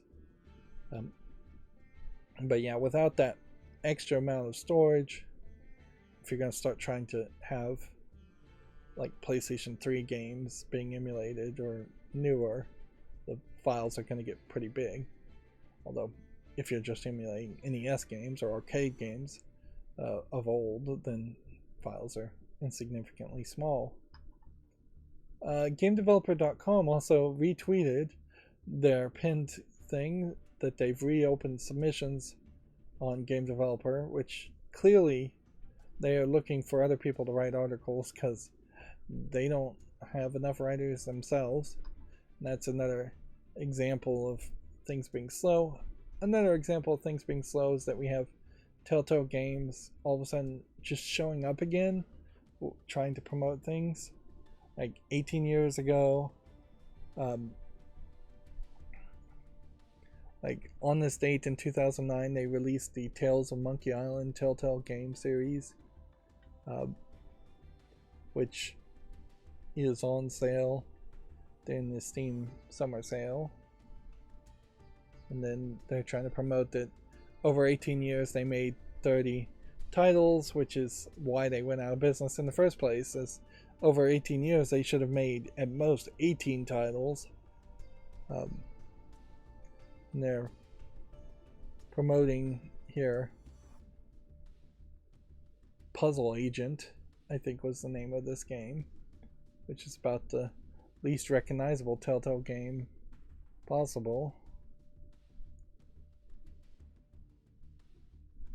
Whereas previously they were just promoting The Expanse. And it is important also to point out that this is straight up lies, because the Telltale that is posting this tweet is not the Telltale Games company. It's none of the employees, as far as I know, of the same company. So when you have a company that buys the name of Telltale and then posts, on this date in 2019, we released Tales of Monkey Island. This Telltale didn't release Tales of Monkey Island. The old Telltale that went out of business released Tales of Monkey Island. This is phrased intentionally deceptive, to make it feel like Telltale never went out of business and it's the same employees when it really isn't. Almost, maybe there's one or two employees from Telltale working at the new Telltale. This logo is not even the same logo. But yeah, they've shifted from talking about The Expanse to talking about old games that the old Telltale posted, which makes me wonder if The Expanse is not going particularly well. Let's see. Sega has cooled on blockchain and NFT interest and questions whether the tech will, quote, take off. That is the right response, but it inherently also highlights that not only Sega, but pretty much every company was just talking about NFT and blockchains to get a bump in their stock prices for an illegitimate reason. They effectively committed fraud and these companies were allowed to do it by saying we're investigating NFT and blockchain when they probably didn't actually investigate it at all. So then they would get a bump in their stock prices after saying that, and then now that blockchains and NFTs have shown themselves to be not desirable, they're abandoning it, which, I mean, it's the right move. It'd be a lot worse if Sega came back and said, we're still all in on blockchain and NFT after the fan response around those comments, but their indication that they were investigating that. I guess it's good to be a rich man, even in Japan, because the Sonic co-creator Yuji Naka has been handed a suspended sentence and fined 1.1 million for insider trading.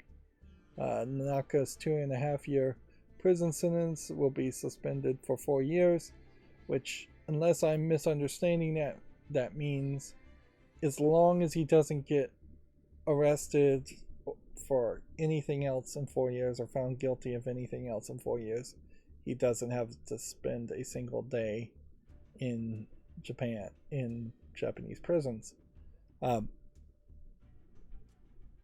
Which, you know, for a Japanese legal system, that sounds incredibly generous.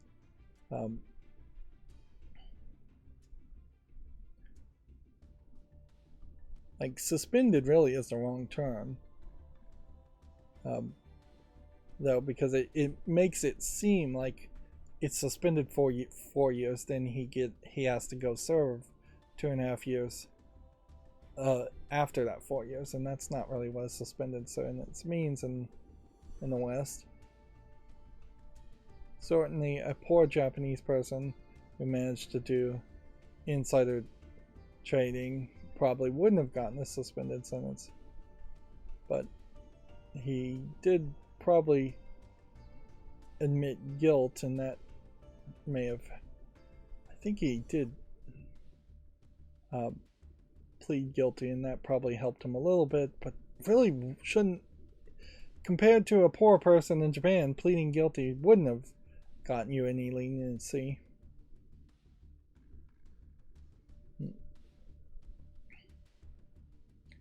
But yeah, it certainly shakes any foundation of trust of the legal system in Japan more than already. You shouldn't have trusted the legal system in Japan to see that seemingly rich people can get away with insider trading.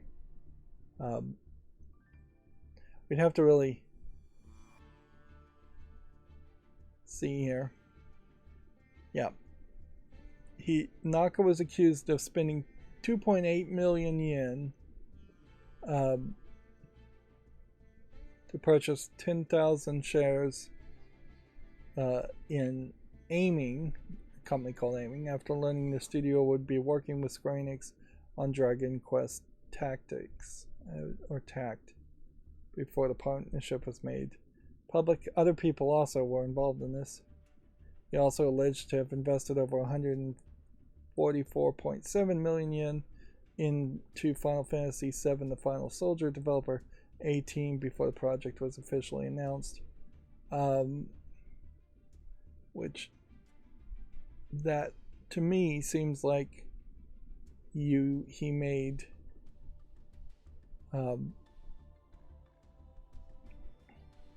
way more, but maybe not. It seems to me like he may have made more money than the $1.1 million US dollar fine. They're going between yen and dollars here. Alright, let's see. He was handed 2 fines, one of 2 million yen, which is 14,000, and another was 170 million, which is 1.1 million. Okay. So, he almost certainly did make more money. Let's just put the number here. 2.8 million yen, and then you will find 2 million yen. So 0.8 million yen would still be in the 10,000 shares as profit, plus these shares, because he was doing insider trading, almost certainly have gone up. And so if he hasn't sold these shares already, these 10,000 shares, he could sell them now and make up the difference. same here. 144 million yen was invested, and those shares would almost certainly have gone up more than the 170 million yen for the second fine. Both fines seem to imply, you'd have to actually figure out what the shares are worth now or when he sold them, but both of them seem to imply that he made a profit there. Well, what can you say? This look is being interpreted on my face as a little bit more smug, because it seems like he got away with it. And I would say in the old days of Japanese honor, if honor was really a thing in Japanese culture, this guy would be committing harikari or whatever, ritual suicide, for the dishonor he's brought on his family and upon himself. That being said, honor was never really a thing among thieves and criminals in Japan or anywhere. That honor was something more shown in plays, and sure, high noblemen may have followed honor codes, but a street thief certainly wouldn't care about the Japanese concept of honor.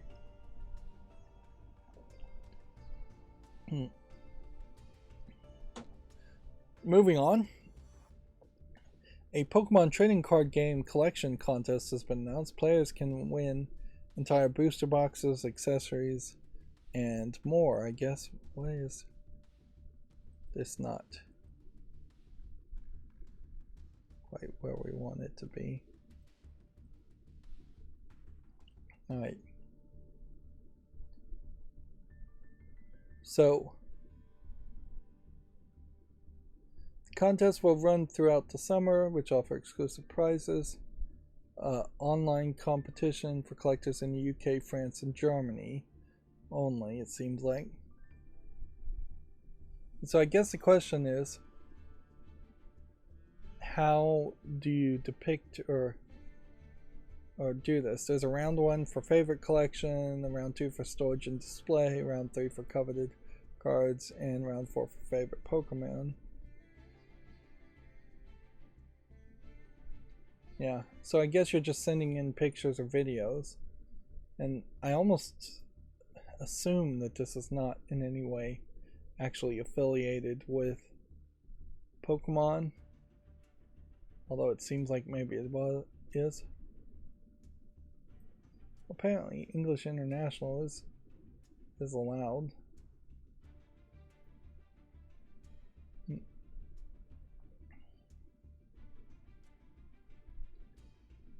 So yeah, you can see here on this gallery there are just people showing off their cards.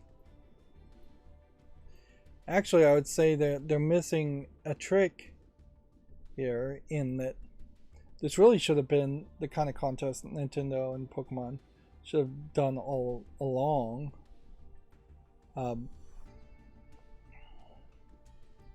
There's very few pictures here that are being listed as the hottest entries, and none of these are displaying cards in a particularly good way. That's sort of okay, but that's a little bit better.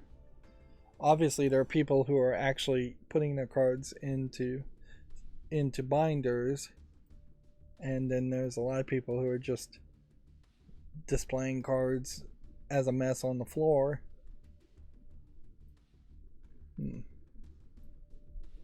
But yeah, you would almost certainly, total entries 404. I wonder if that's a joke. Yeah. If Nintendo had encouraged the idea of collecting cards or Pokemon cards more, they may have gotten a few more sales. That being said, it probably is better that they didn't encourage that mentality and instead encourage people to actually play with the cards, which is a much better mentality to encourage, certainly. Um, yeah. Ideally, I think any collectible card game would be best off if the cards had barely any value at all, no real resale value, um, and you just played with them and you weren't that upset if it got scratched or bent or torn. Like, if you think about the best selling cards in the history of man, it's almost certainly a standard playing deck of cards that have no real value. And if you mess up a card in your deck of cards with the ace, king, jack, queens, you just get a new deck, and it's not a big deal. Whereas if you were playing a Black Lotus card in Magic the Gathering, then and that got torn, you're out potentially thousands of dollars, hundreds of dollars, to the point where you really wouldn't play with them. And that's when they started introducing the idea of proxies in tournament play for very expensive cards. And there's really only so many different ways you can show off a card. Although, I do have a project where I bought a deck of tarot cards that were done by an artistic creator named Rain, Rann, and they're called manga tarot, but honestly the art style is much more of a unique French art style than manga inspired or anime inspired.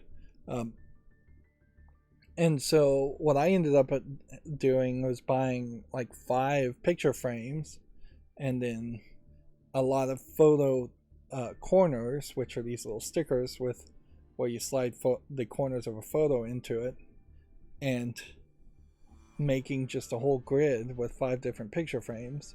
And then I'm going to use, when I work on the project again, a wire to hang each of the picture frames in line on a photo hanging wire, and then screw it all into a wire mount point above it. So it's going to be 5 picture frames hanging from a steel wire to depict it. The problem with that, though, is that the tarot cards themselves cost about $25, and the picture frames and the wiring and the photo corners easily went into $200, $250. Way more to display the card than the cards are worth. And that's exactly the problem you're going to run into trying to display any large amount of cards. I did a lot of research looking. There are some frames you can get for about $80 where you could put baseball cards or Pokemon cards or whatever cards you want in the frame on its own little shelf, but that's only going to get you about 60 or 70 cards. When you start to get to Pokemon and you have a really massive collection, if you really want to show things off, the binder is really the only way to display it. It is the established way. It's the only way that makes any sense at all. If you want to go crazy and glue Pokemon cards to your floor or to your wall, you could make wallpaper like that, certainly. But you wouldn't be able to take it down and use it, and you'd be destroying the value on the Pokemon cards. You could almost certainly do that with extra Pokemon energy cards. But yeah, if you're actually going to play the cards and display a card collection of any kind, you're going to have to use a binder unless it's a very small amount of cards. Even here on the screenshot, they're really struggling to find ways to show off the Pokemon things. You also have a problem with these foil wrappers around these blind bags, card packs, in that there's really just not a good way to open them because they're just heat sealed with the foil is melted at the top and bottom.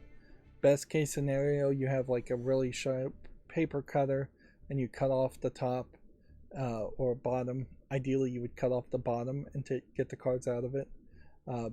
But then there is also an attempt to spread apart the back that's also glued together so that you could flatten the seals of the wrappers to display that. And that's a lot of work too. That's a lot of work that I definitely spent a lot of time thinking about when I was collecting Nintendo and Pokemon stuff too. And I don't think I ever got anywhere good as far as storing or displaying any of it. And eventually my Nintendo collection got so big that displaying anything was just not realistic anymore. There's too much stuff. Sega executives call play to earn blockchain games, quote, boring. What's the point if games are no fun? Is the sub headline quote here. Which, again, I agree with them. It's like a play to earn blockchain game does sound like a boring concept. Sounds like gold mining in World of Warcraft, a concept from several decades ago. And the play to earn concept, either around blockchain or otherwise these days, is only going to really give you in-game currencies. It's almost certainly not going to give you a direct way in which you can earn real world money. Let's see. What happens if I just reload this page? Oh yeah, it fixes it. So I changed the zoom and then I needed to reload the page. Super Mario Brothers movie is coming to the streaming service Peacock next month, which is probably a little deceptive in the fact that it's already available on demand and is getting a physical release later in July. That all that really means is that if you happen to have Peacock, and I don't know why you would, you could watch it, I assume, for free. And it's showing up on Peacock because it's a Universal movie. And all Universal, DreamWorks, and Illumination films are apparently exclusive to Peacock because Peacock is also owned by Universal, I believe. NBC, Universal, merged. Yeah, and Peacock is NBC. Street Fighter 6 has topped 2 million sales worldwide. And then Ubisoft is going to release another historical edition for Assassin's Creed Mirage. I think it's really ridiculous that Ubisoft is still trying to make these educational versions of Assassin's Creed. It must either be that they're getting some kind of government incentive somewhere, or some school system somewhere is actually engaging with it a lot more. Although this Assassin's Creed character, if he is from Mirage, he's missing his finger, as the early assassins always cut off their fingers so the blade could go through where that finger is, but it looks like he's missing the other finger also, and that seems fairly bloody and gory to highlight that.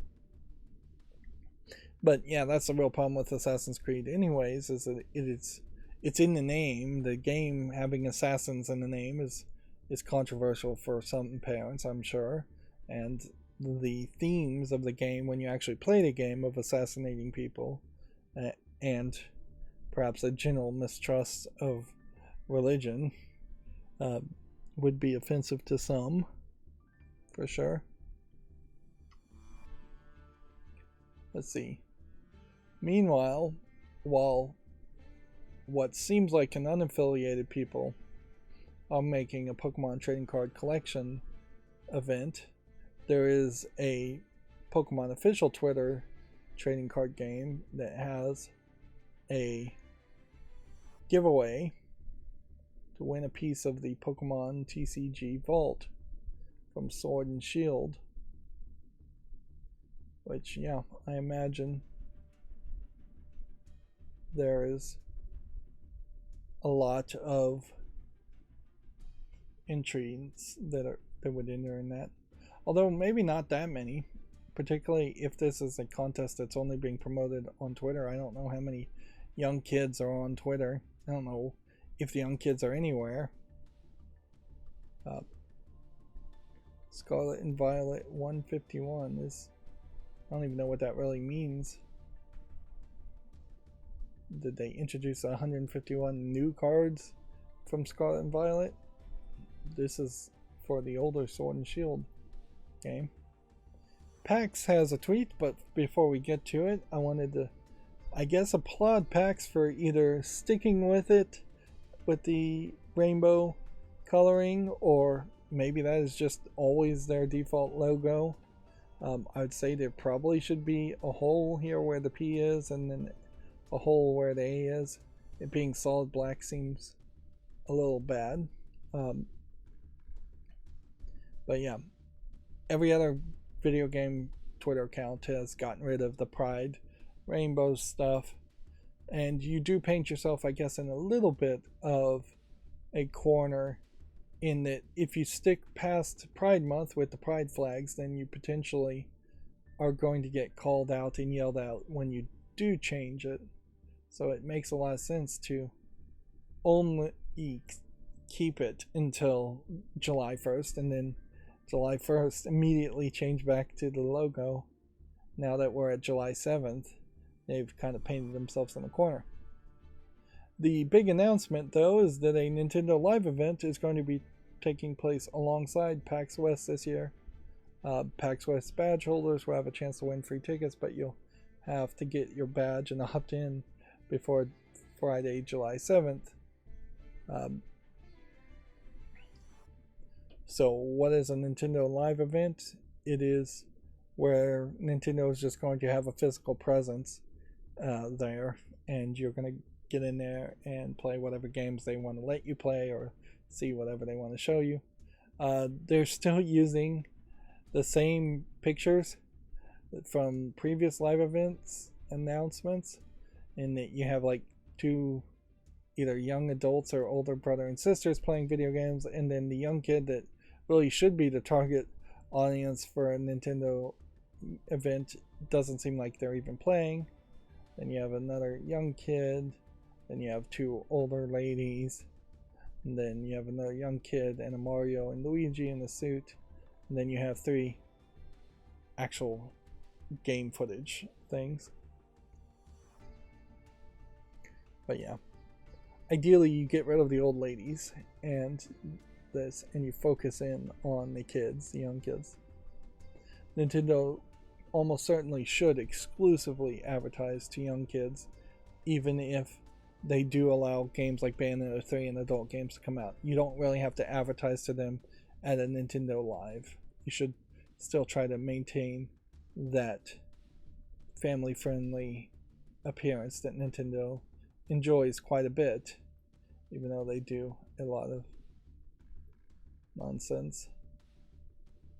Let's see. Was there anything new from Major Nelson? I did put his YouTube channel into my subscribed list. So next time there is a Xbox podcast, I'll watch it live instead of, I'll watch the video instead of just listening to it or on my RSS feeder. My RSS feeder in particular is not potentially going to last forever at this rate, because so many of the RSS feeds I was following were Reddit, and if Reddit's going away, which it seems like it might, then it's going to become less useful. Plus, a lot of the pre-downloaded podcasts that I'd listen to, I'm mostly just letting them play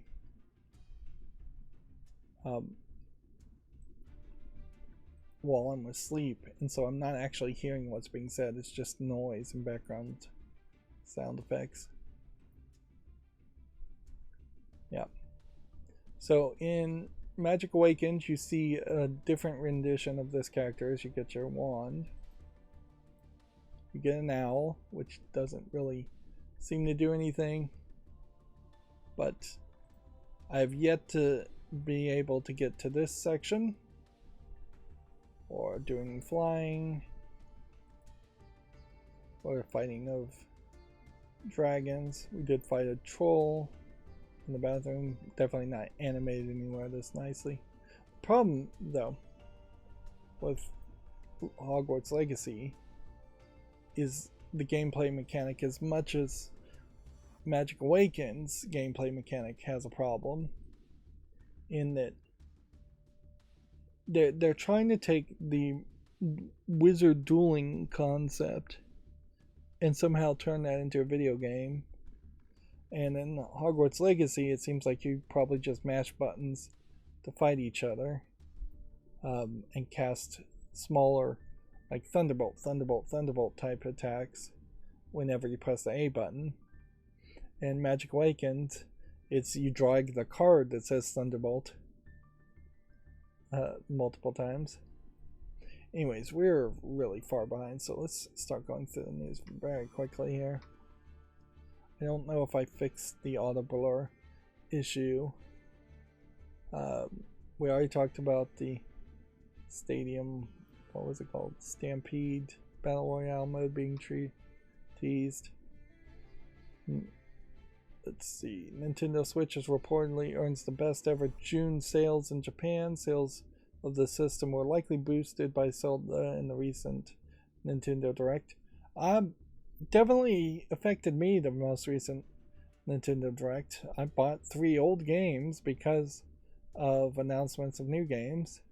So it definitely got me hyped, even as somebody who only plays older games. We already talked about the Firespite Studio and Mortal Kombat and the Italian Game of the Year Awards and Super Mario Bros. Movie.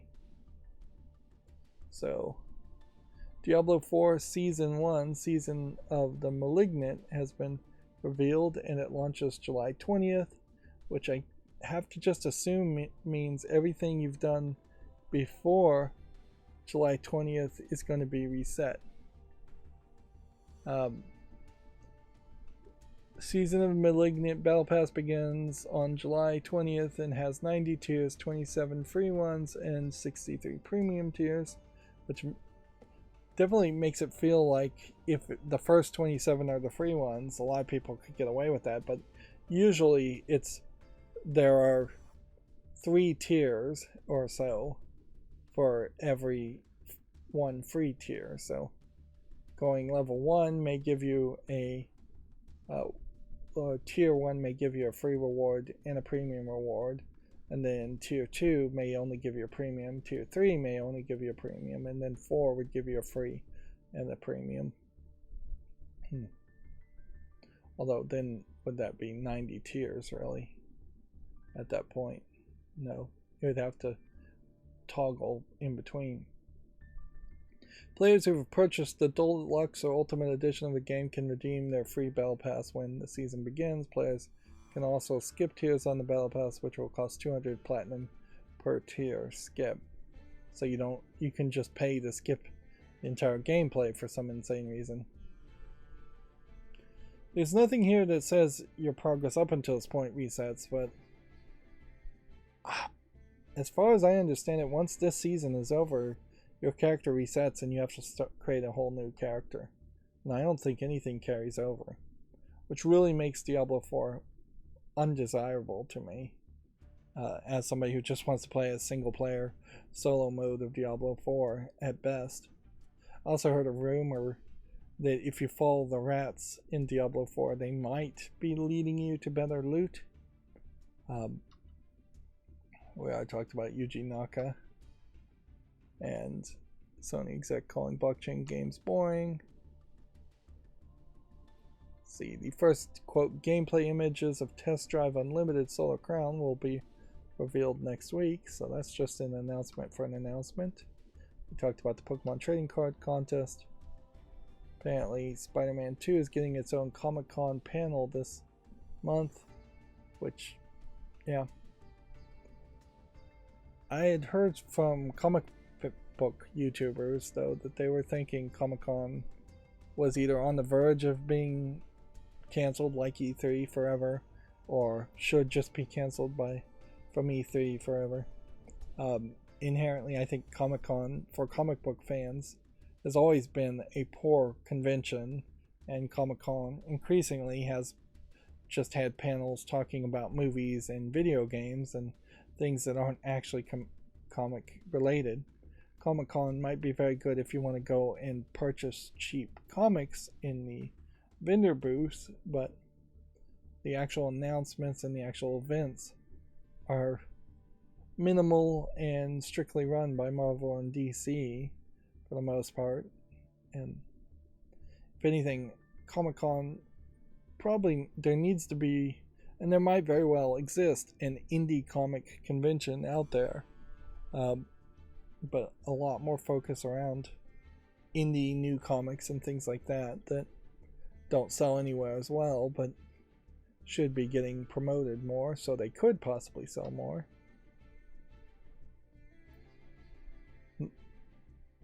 After raising the Game Pass prices, Xbox has brought back its $1 trial offer.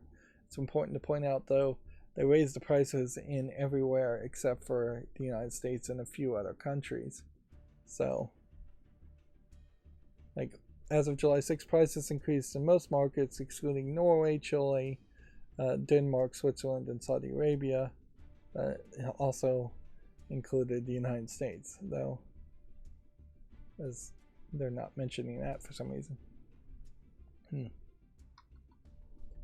Let's see. NBA 2K24 to feature crossplay for the first time. Kobe Bryant Edition, Black Mamba Edition, and 25th Anniversary Editions have been detailed. Who is Black Mamba? Is that a basketball player? Or is that just a weird name? Shoot, now I'm out of water. Let's see. Nintendo has released a Pikmin 4 Beginner's Guide video if you want to watch that at Video Games Chronicle. And then Video Games Chronicle went really far today as far as news, so there actually is a lot of news here. Here's the History of Baghdad feature revealed for Assassin's Creed Mirage, which is obviously trying to be educational. Let's see. Here was the reminder that Microsoft was raising the Game Pass prices on Thursday. Yeah. Again, they're not mentioning the United States for some reason. Yeah.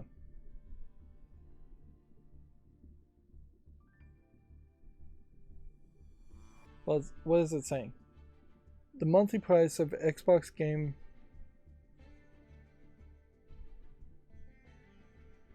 is announced last month. From July 6, prices would be rising in most markets, excluding Norway, Chile, Denmark, Switzerland, and Saudi Arabia. PC Game Pass is not changing at this time. Microsoft will also raise the price of the Xbox Series X console next month, excluding the United States, Japan, Chile, Brazil, and Colombia. So maybe I got this wrong. Maybe Game Pass prices did go up, but the console for the Xbox Series didn't go up. Yeah. Well, everything's getting more expensive. What can we say? We knew it. If you don't have an Xbox Series X at this point, there's probably not a good reason to buy one. And with the court cases, they basically have had to say that the PlayStation 5 is the better console to buy at the moment. You may, if you need to buy a console right now, I'd say get a PlayStation 5 and then think about jumping ship to maybe the next Xbox if the Activision Blizzard acquisition happens. That being said, the best solution still by far is to be on PC, because while PC pricing is not controlled by Microsoft and PC Game Pass pricing is not changing, so if for some reason you wanted Game Pass on PC, that's still a good deal. Although, why have Game Pass instead of just buying games on Steam for a more permanent ownership of those games? Although not completely permanent ownership, in that Skullgirls has added censorship to their 10-year-old game, and you should look that up and talk about that. This has ended them up on the dirty devs list of Sid, the YouTuber Sid Alpha, for coming in and changing it. Let's see, Skullgirls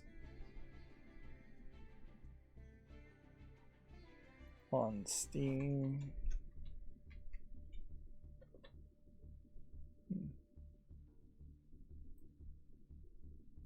Let's see, yeah.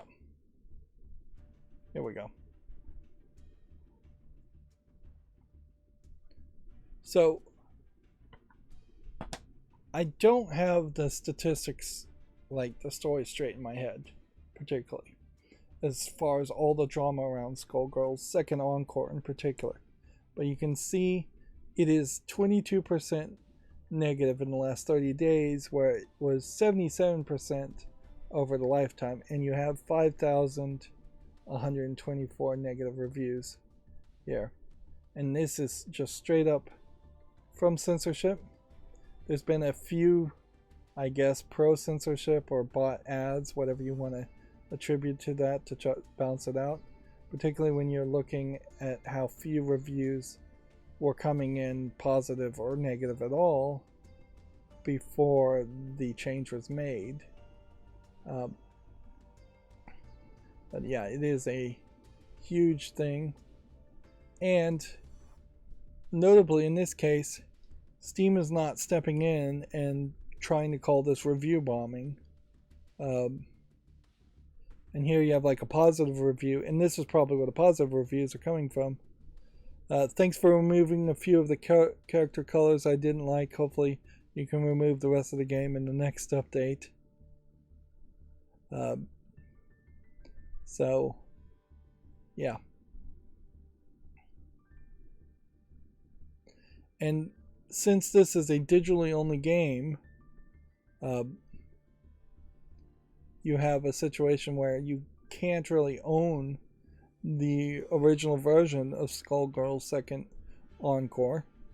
Here we have censored content, censored gaming, please, or cut content, please, is the curator. Even more censorship that covers up or censors many aspects of the game, from panty shots to anything deemed even remotely controversial. Link to the video showing changes, patch none. So let's see if we can see the video here. Okay. So we kind of have a blurred thing. Character had a like red armband swastika. This guy had a red armband swastika. This girl had a red armband swastika. I assume some panty shots being shown here. Red armband swastika type thing. This is not the best way to depict this because we got the blur on here. Like, you still have like some cleavage being shown in a lot of places, so it's like when you look at the new, there's still a lot of lewd content. This is a really bad comparison video. It's moving too far, and they did say you basically are gonna have to pause it. Illustrations altered, illustrations gone. Just a ton of changes.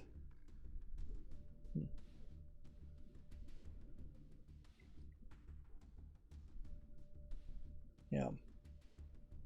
Kind of pointless changes too, from the looks of it. Because you're not getting past what Skullgirls as a concept was in the art style. So here you can see the new one has a line covering up some legs. Yeah. So yeah, that was a bad video to try and use, but yep. The bigger problem censorship is a problem. Having your game modified after 10 years, a game that was clearly designed around a certain art style and a certain mentality, is completely unacceptable. And I'm glad to see that basically everybody is on the same page with this. And we need stronger reactions towards censorship. This is not a game that was selling itself in one way and then I mean, even now you've still got long legs and lots of cleavage being shown. It's ridiculous to potentially change it.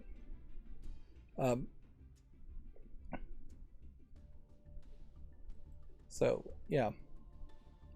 Once your game has been released, you really can't change it. Otherwise, it is just falling under censorship. Once you put it out in the public, it has to be available to the public in that original form.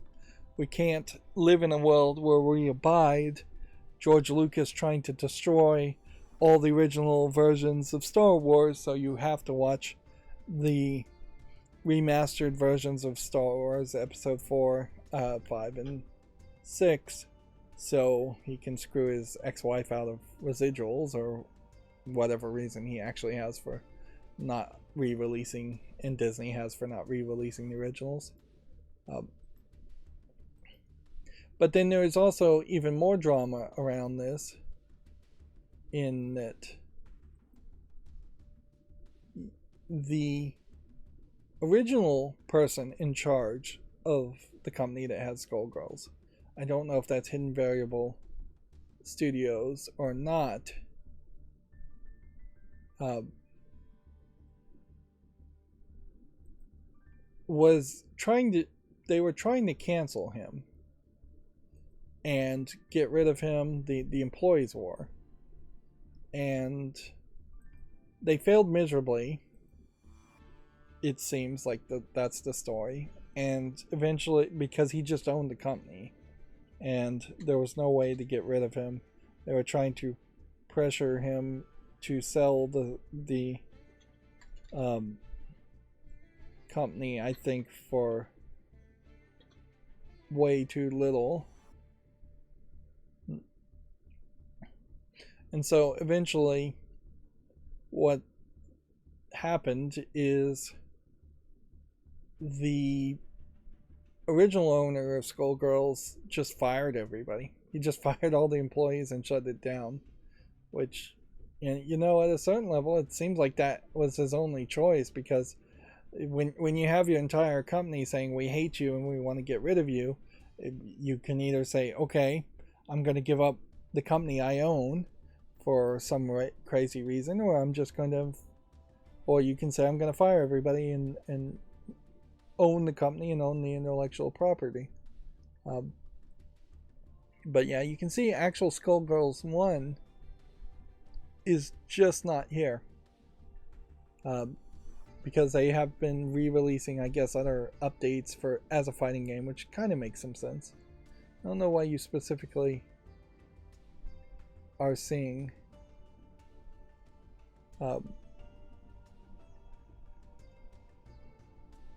that much of a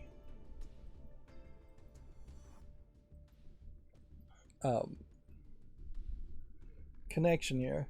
See, Indivisible here says it's being made from Lab Zero, the creators of the officially acclaimed, critically acclaimed Skullgirls 1. So maybe the employees, they did eventually go and form another company, and I don't know how, but it seems like they ended up letting Skullgirls go to that new other company. Or Lab Zero Games was the original company. And see, this is where I'm really confused. Then Lab Zero Games released Indivisible. And overall it's mostly positive, but it does have some problems, and that was always kind of the problem with Indivisible as a game. It's not a fighting game though, it's an RPG game. You can see the art style's a little different. Yeah, I wish I had a better article to really explain this because I'm not.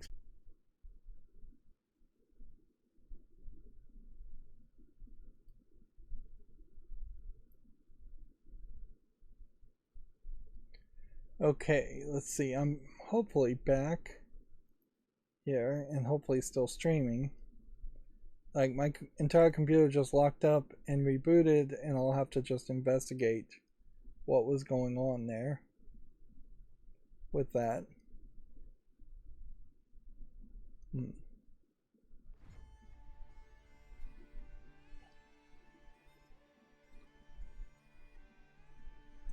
Let's see. So, anyways, I was talking about Skullgirls, and yeah, it does just seem like there's too much controversy, not really making it worth the idea of paying attention to it, uh, and ever playing it. It was also a fighting game, so it makes a lot of sense potentially to have never played it in the first place, and I probably never would have gotten around to playing it. But I do really wish there was more a good way of telling that story instead of um,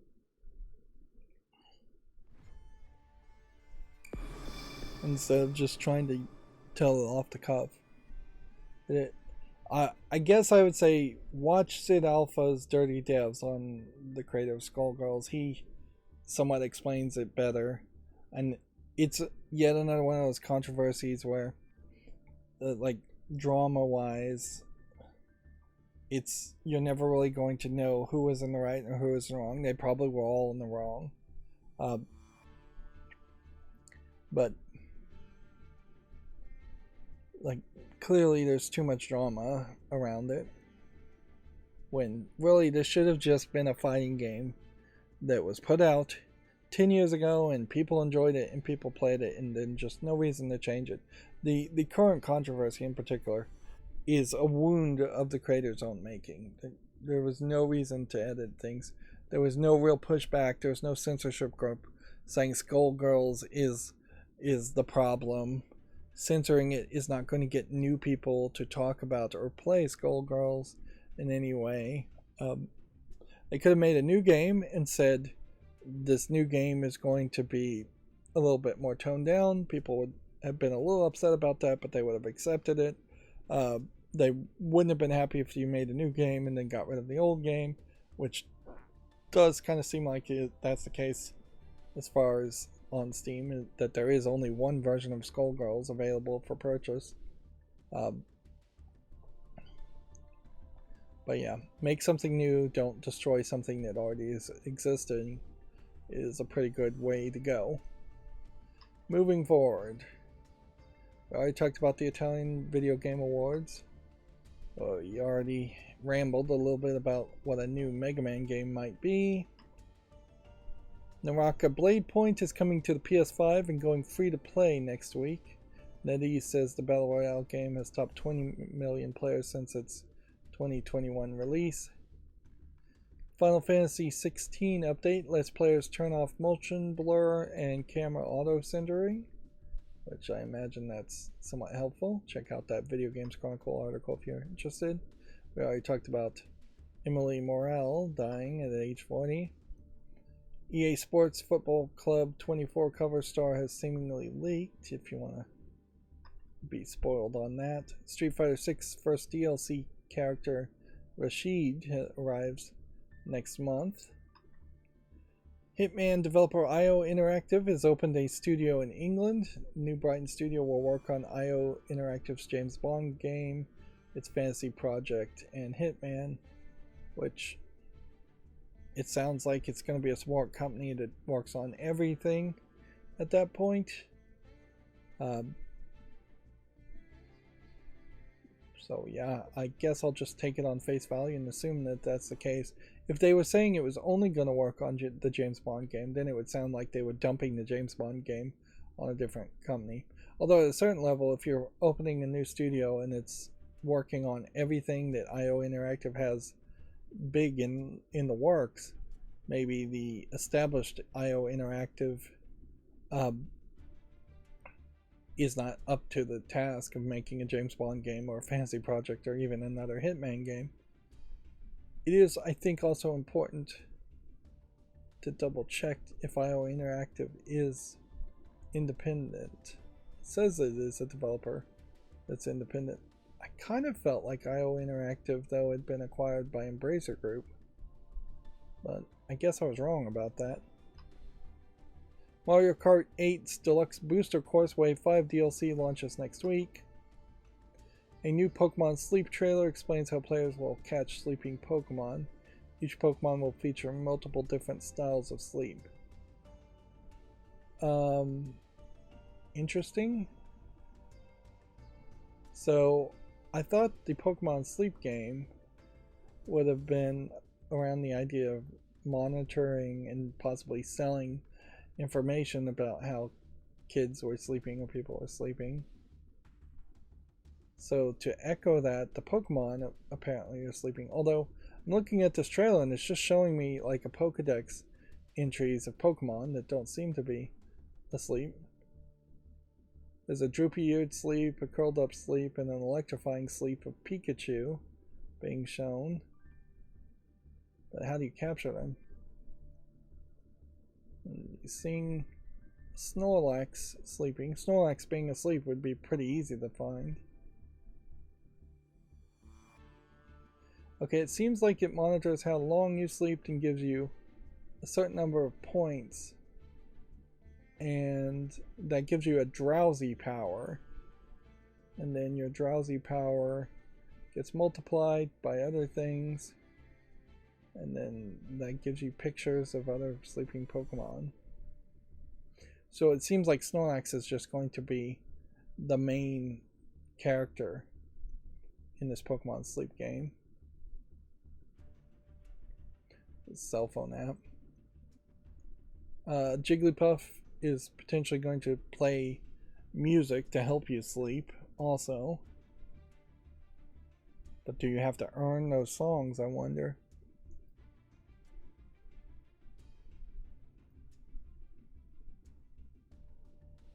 This really feels like, just looking at the videos, not listening to audios, this really feels like this is a game without any gameplay in it, and that you literally are just going to put your phone next to you and then you're going to be given a number that is going to be very arbitrary and probably mostly made up that indicates how long you slept or how well you slept, and then that gives you drowsy power that is going to then give you enough points to find other sleeping Pokemon. But it definitely seems like it is really just a sleep app with Pokemon slapped on it like a coat of paint. Moving on, Kid Icarus Uprising director Sakurai would love to follow up, but says it seems difficult, which is Japanese for saying it's never going to happen. It's a shame that it's only lived on 3DS, the Kirby and Smash Bros. Creator says. Kid Icarus games, there is room certainly to try to make Kid Icarus games, but I think really it's just a case that Nintendo has their series that they care about, and they just don't have enough game producers and developers to make any new games outside of those series they can care about and those characters they care about. They barely care about Metroid. They love Mario. And I think Nintendo would be happier with a new series than once again trying to use Kid Icarus as a character. I don't think there's anything particularly that special about Kid Icarus either that would justify making an adventure game around him versus making a Zelda game versus making a Star Fox game.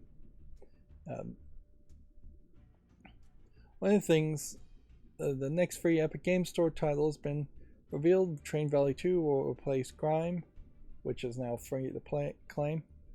One of the things I noticed, and either they've changed the Amazon Prime free gaming So you'll get email receipts now when you claim a game, and they've changed the process of claiming a game.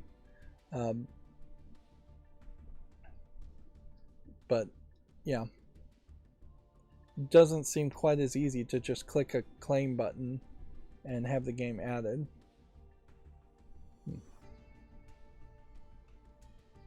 Here, Video Game Chronicle is doing their podcast, Why Would You Buy a PlayStation 5 Pro?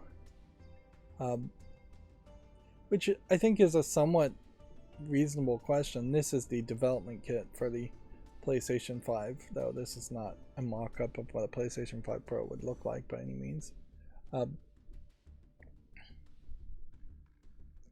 Yeah, it's a somewhat decent question, certainly.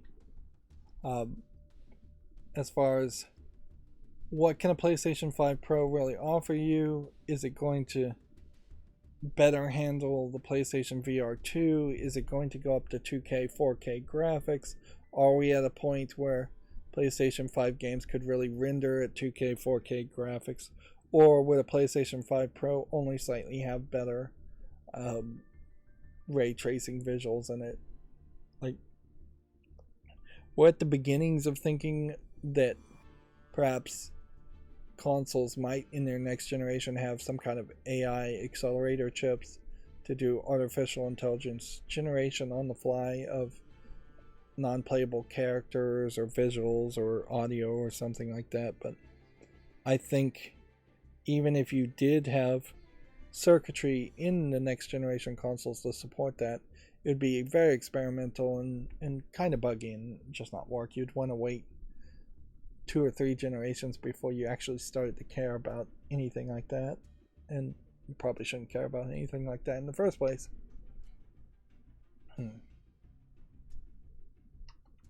Alright, and then that brings us to game developer, Gamatsu. Let's try and burn through this quickly.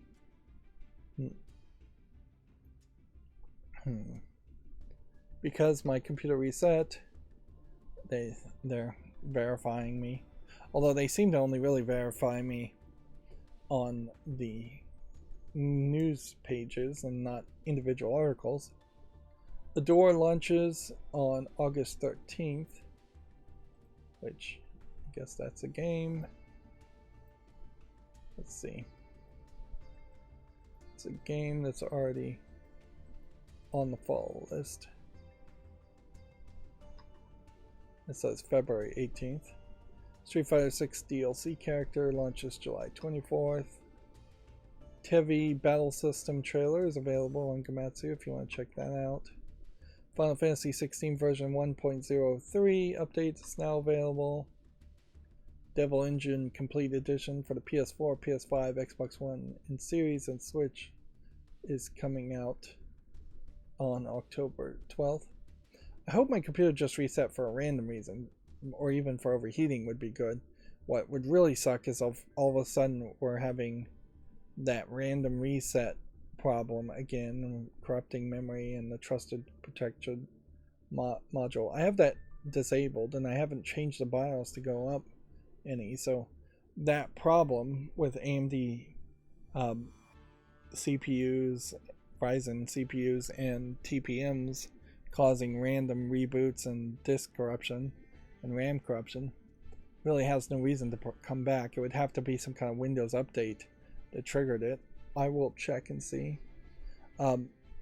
More than likely, this is like the second time my computer has randomly restarted since I installed the and ran the NetEase launcher for Harry Potter Magic Awakened. So I think there's a decent chance that there is something badly programmed in there, and there's a small chance that there's straight up just spyware in the NetEase launcher or Harry Potter Magic Awakened itself. Because twice now I've had my computer just reboot on it.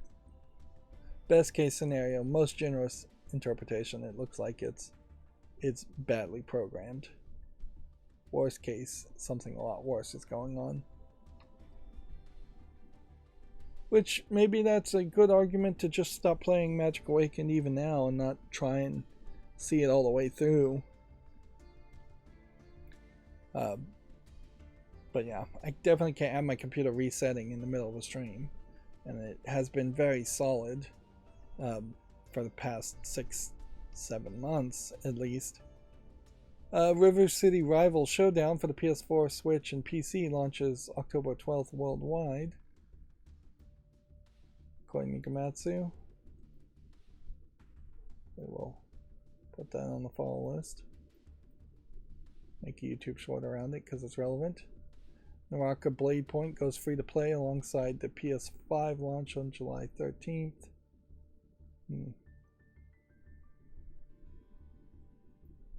So, here's a question. When you have a mixed reviewed game that's going free to play, should I make a YouTube short around it? No, I shouldn't. Silent Hope opening movie is available if you want to check that out on Gamatsu. This is a marvelous entertainment JRPG. Mon Yu launches September 21st in the West. It's an experience developed dungeon RPG. Does it have a Steam link? Though.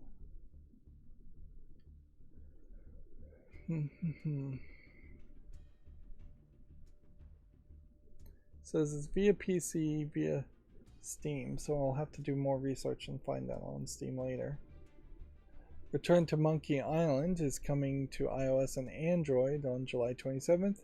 It's currently available for PlayStation, Xbox Series, Switch, and PC. What we'll do quickly, just to see what the reception is. Overall, very positive, despite people kind of not liking the new art style and terrible toy box, aka Ron Gilbert's company, really not being happy with the reception and the fan base and going silent. Also, Sea of Thieves having a tie-in and him not knowing anything about it, because I don't think that Ron Gilbert owns the rights to Monkey Island. I think Disney owns the rights to Monkey Island because they own LucasArts, who own the rights to Monkey Island. It's a great example of maybe Ron Gilbert should be able to claw back the rights to the Monkey Island series via concepts like moral rights, or being the actual original creative person attributed there, instead of a LucasArts company, a corporation, being treated like a person and being treated like the people who made the Monkey Island series.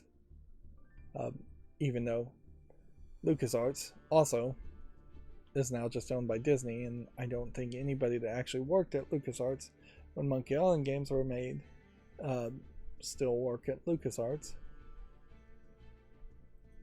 Really don't have time to go on big rants, on top of which I'm still dying of thirst because I ran out of water. I guess I could try this other emergency reserve of water. I have several emergency reserves of water that tend to just go really, really stale, because it's like months and months old water sitting. Yeah, that's not too bad.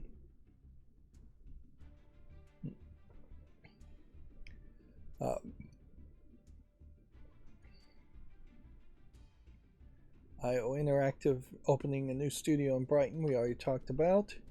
Helldivers 2 co-op and combat trailer details and screenshots are available on Gamatsu if you want to check that out.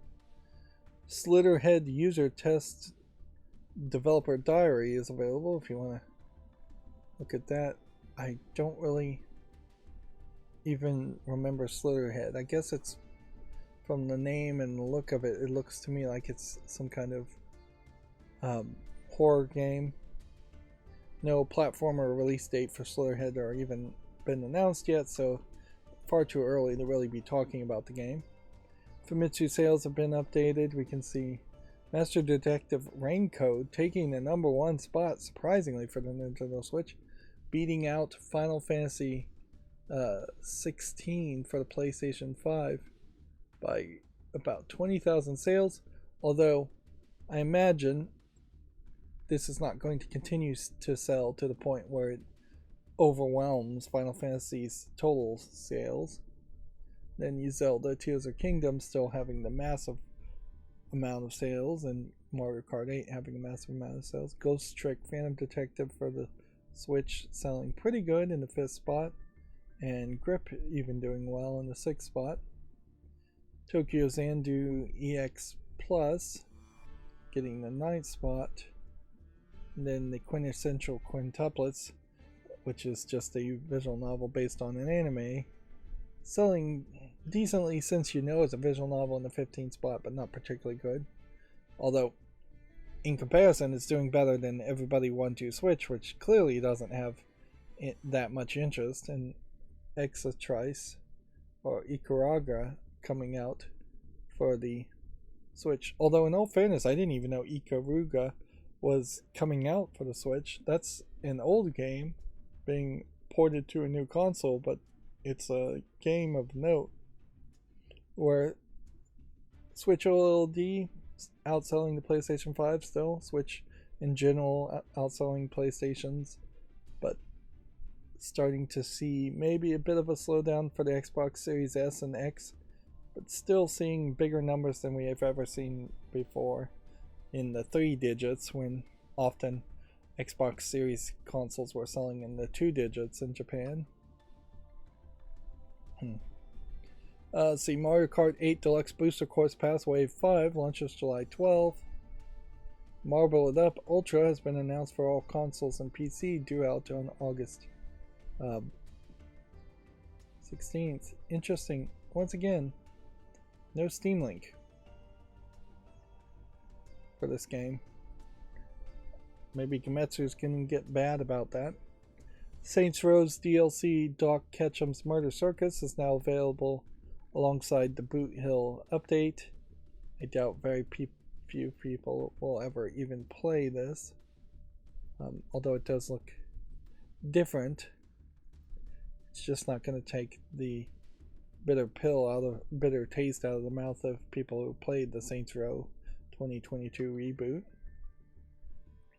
Oaken launches July 20th for all consoles and PC. It's currently in early access on PC. So, make a YouTube short around this. Looks like it's a positional strategy tactics game. Immortals of Avium has an unpacked trailer if you want to check that out. Mortal Kombat 1 adding Smoke and Rain we talked about. Astrolab Games A's Caravan showcase is set for July 15th at Bit Summit Let's Go. I feel like this Bit Summit Let's Go is going to try to be a slightly bigger event this year. Pikmin 4 Your First Expedition with Pikmin trailer is available if you want to check that out. Street Fighter 6 sales top 2 million. Interesting art, fan art drawn here. And if anything, maybe this highlights that Jury is the character people care about now in Street Fighter, as there's less interest in the older characters that are from previous Street Fighter games. The game OU launches August 31st. It's a picturesque adventure game. Let's see. Give that a follow and make a short from that. Sunsoft announced Bit Summit Let's Go lineup with Euphoria, The Saga 2, Shanghai Legend, and Looping. Most of these games don't catch my eye. Although this Looping, not really sure what that is. What do I say? They're very much just like Mahjong games and simplistic games. Simplistic platformer. The Spirit and the Mouse is coming to the PS4 and PS5. It's currently available for Switch and PC. See how well this has been received. I feel like this may have been called the Fire Spirit and the Mouse, but nope, that's a different game, isn't it? Where you play as an anthropomorphic piece of fire. Alright, well, this is very positive, and so I don't need to make a new short around it, but I can just go ahead and elevate it to the wish list. Let's see, Idle Mahjong Final Romance 4 Remastered has been announced for the Switch, which is obviously just a Mahjong game.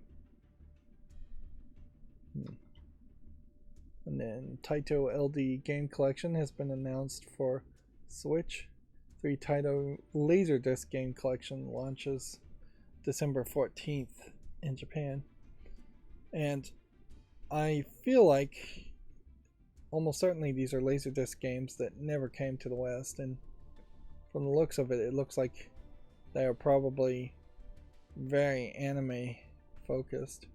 Time Gal. See if we can see the official website to get an idea. Time Gal HD Remastered, something in Japanese HD Remastered, and something else in Japanese. And then you look back here, and it definitely seems like these are minimal interaction Laserdisc animated things.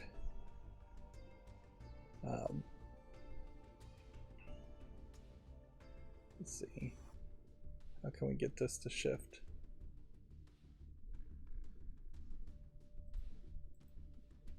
Yeah. This is very much 80s anime before the anime style had really evolved. And see, this is kind of what I was saying before, is that by modern standards, you really wouldn't even call this anime. You would call this like 80s anime or just old school animation. You know, you'd have much smaller eyes, less details in nose and hair and such. Anthropomorphically fairly accurate lengthy legs and arms. There is perhaps an evolution in that since everything was drawn very simply, you have just solid colors and bright colors of skin tones, which blemish-free skin tends to imply youth more, when that really wasn't the thing. Seems like the actual gameplay here is very much just like other Laserdisc games where you're going to get basically a QTE event to push a cursor left, right. Here it's telling you to push right, and then you would grab the sword. Space Ace style games. Laserdisc games didn't stay around very fast. This one interestingly looks more like a shooter, and I just have no idea how that'd work. And see, this is yet another 80s animation style that just does not exist anymore, in which you have a heavy sci-fi space influence, and you've got 80s guys, anime guys, being a big focus. And then I kind of wish I knew what the name of this is. This looks like more of a feudal era Japanese guy.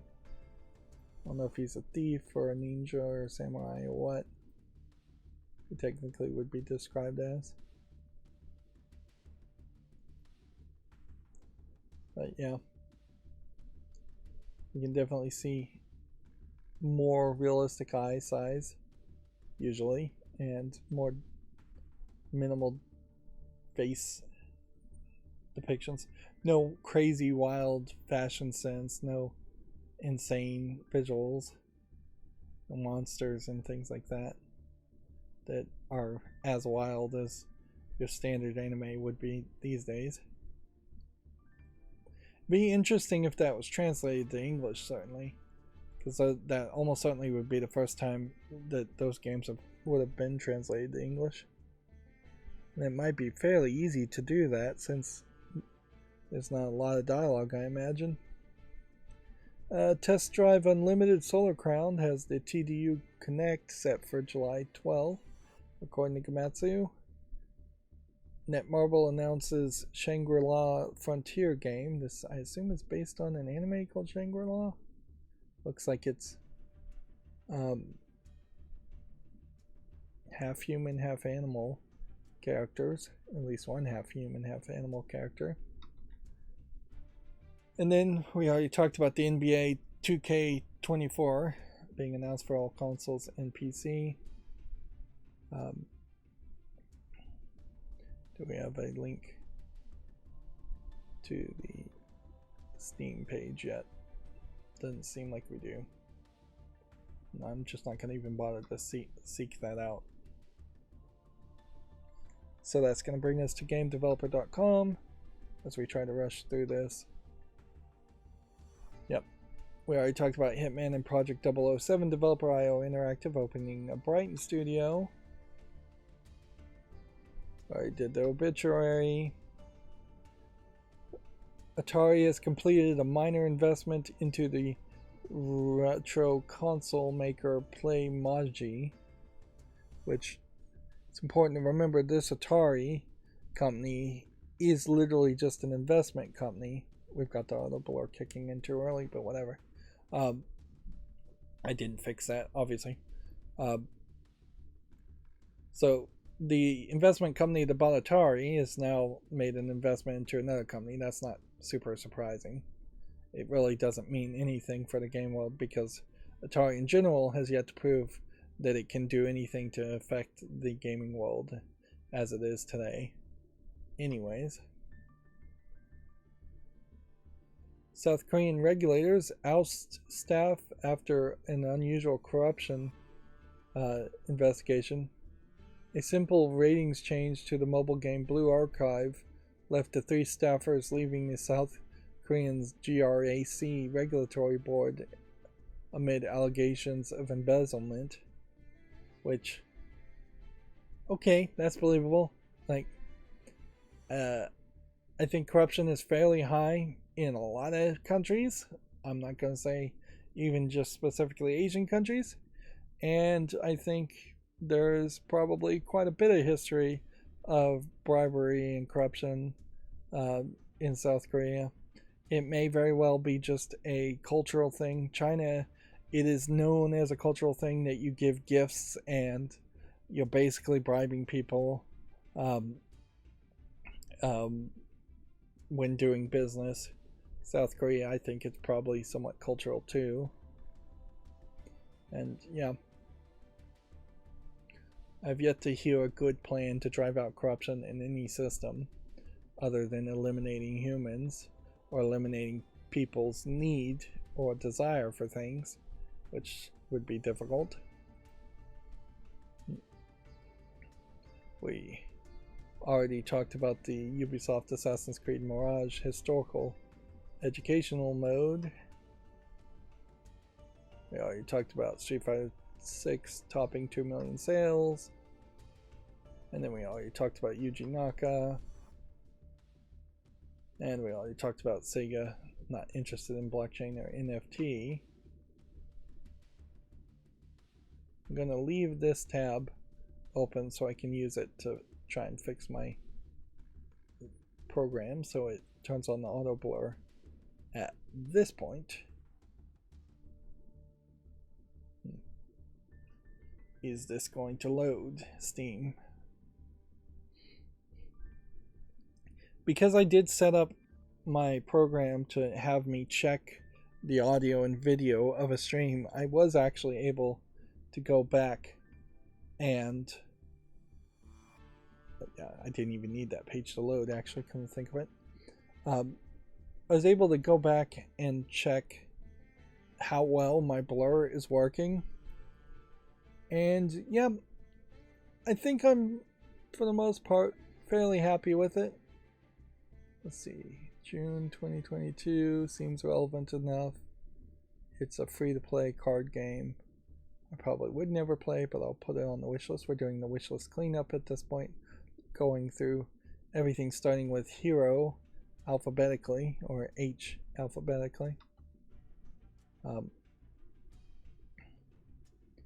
But yeah,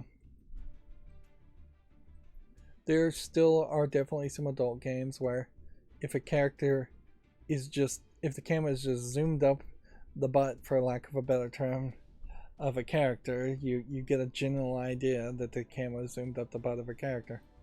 But otherwise, if a character is reasonably at a reasonable distance, is blurred enough that no details are being shown, and in most cases it's not even recognizable. This Hermitage, a strange case files, is mixed, so I'm gonna have to say no to it.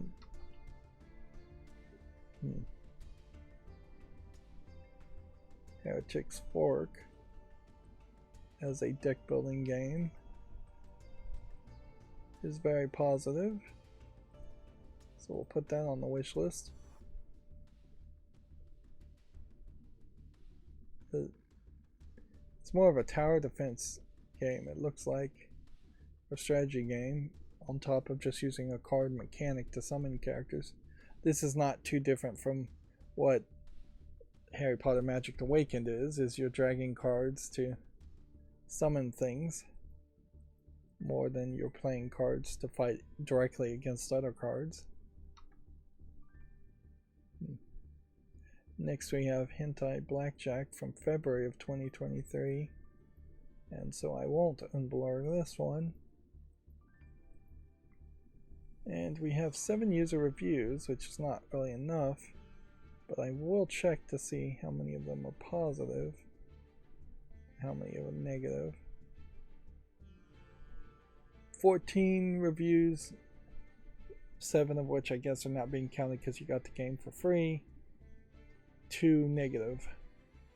So overall, I'd say Hentai Blackjack is a decent looking blackjack game if you want the cards to have anime girls naked on it and you want to play blackjack, which may be at odds as far as your intent as to what you're looking at. There's a certain level where you just kind of go nose blind to porn if you watch enough of it, and nudity if you watch enough of it. That's certainly in part where you have like nudists where they really lose the shame in any thought of modesty, and so yeah, if you're a degenerate gambler or just a regular blackjack gambler and you want to look at naked ladies, it works. But the big question you always are going to have to ask is, do you and should you want to do both of those things at the same time? Because that's the big question. We have to say no to Henry's Day. It is just not relevant enough. And then we have Henry Mosey and the Wormhole Conspiracy, which looks like it's a point and click adventure game. I kind of want to make an executive decision and say yes. Let's see what the reviews are here. It's not going to have that many. Again, 11 positive, 1 negative. I am kind of scraping the bottom of the barrel for point and click adventure games.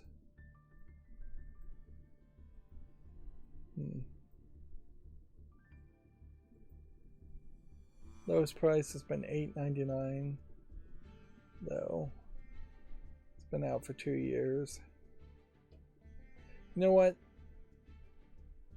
I shouldn't really consider games this way, but I'm going to consider the fact that this has never really gone on sale and nobody's really played it as somewhat of a failure of the publisher and developer to just kind of shove your game out there and then never try to promote it in any way. So I don't want to fully remove it from the follow list, but I don't want to elevate it to the wish list. So I'm going to make a weird decision just to leave it and see if I feel different in another year or next time we come around.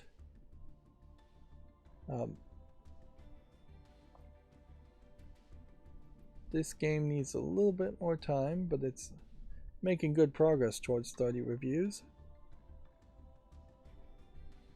Hello Puppets. Is this a VR game? It's positive.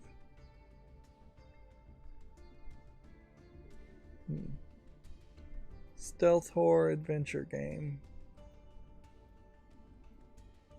Really don't know if this is the kind of game I'd ever want to play, but it is well received.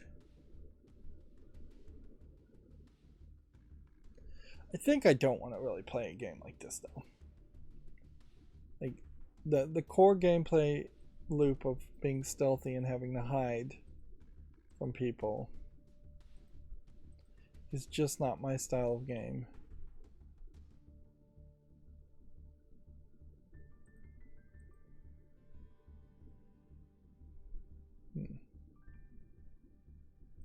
Yeah.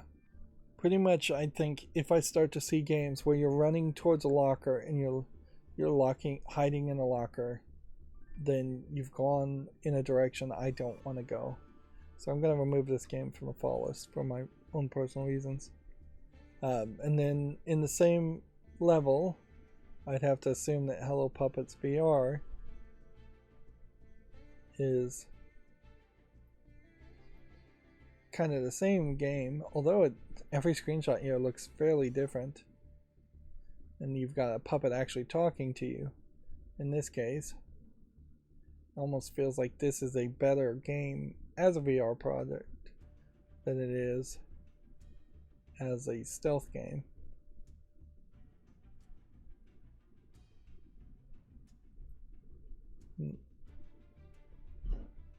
Maybe that's the whole thing here too, is that it should, maybe this is just a better game as VR and then they made a bad version in non-VR. Hello Neighbor 2 is very positive. Can you play this as a single player game? Yes, can't do anything other than that. Alright, I'll go ahead and put this on the wish list. I'm not sure I really will ever get around to playing the Hello Neighbor series. It's amazing how many different banners they make, or they let people make for summer sales. Different advertisements. And then Hello Lady Complete Edition. Looks like a visual novel that is very positive. So while I am leaning towards saying no to visual novels, I might say yes to this. Award-winning visual novels. 3 additional story routes.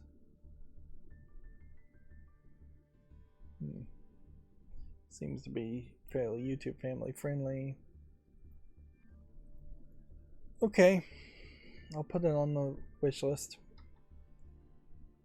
I'm not quite ready to get rid of all visual novels from the follow list or wish list yet, although we are leaning towards that idea. So now we're looking at new games. Came out on Steam. Here we have one that looks like an RPG Maker game. Should I make a short around this? I wouldn't put it on my follow list. No, not.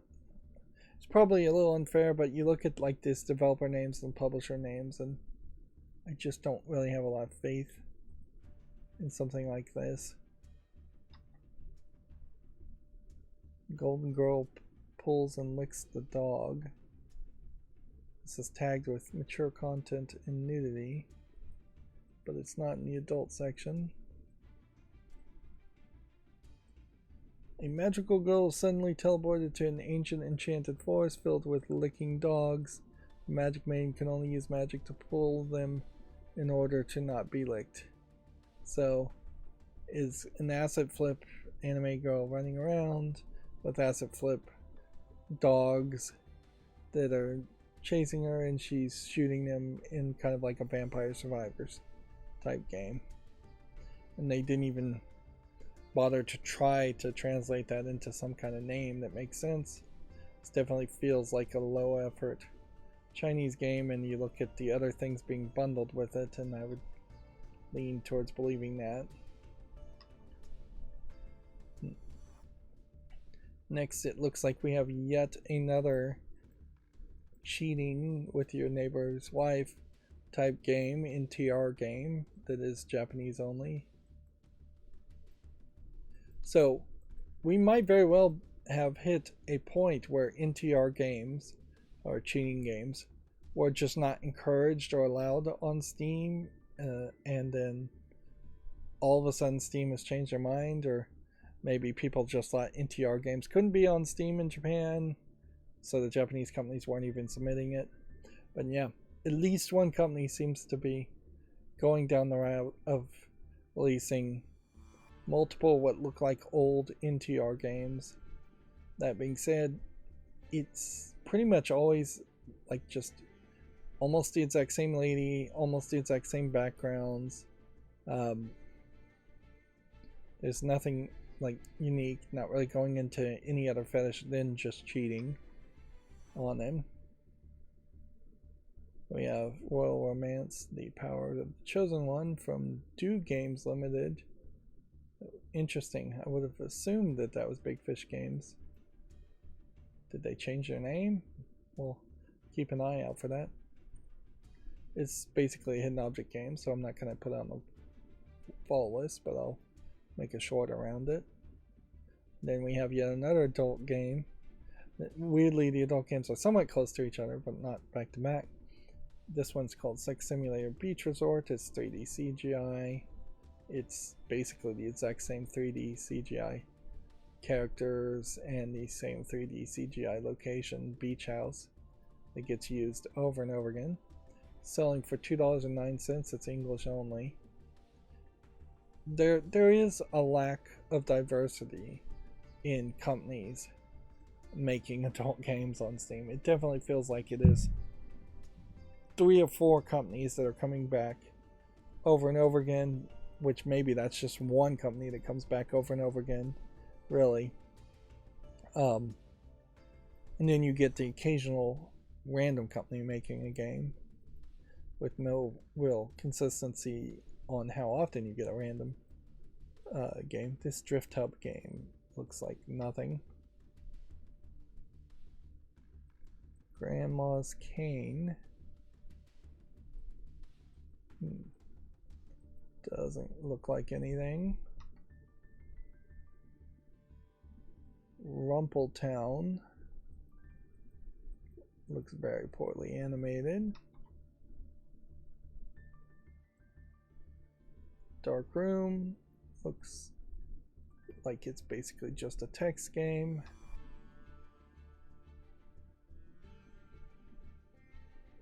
Okay. Here we have Russ Puppy Kids Books, which I almost mispronounced horribly there. Why is this blurring?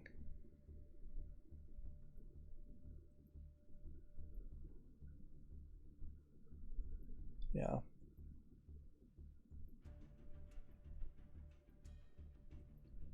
This really doesn't feel like a quality product. It seems all over the place, so we'll say no to that. It shouldn't have taken me that long to say no to that.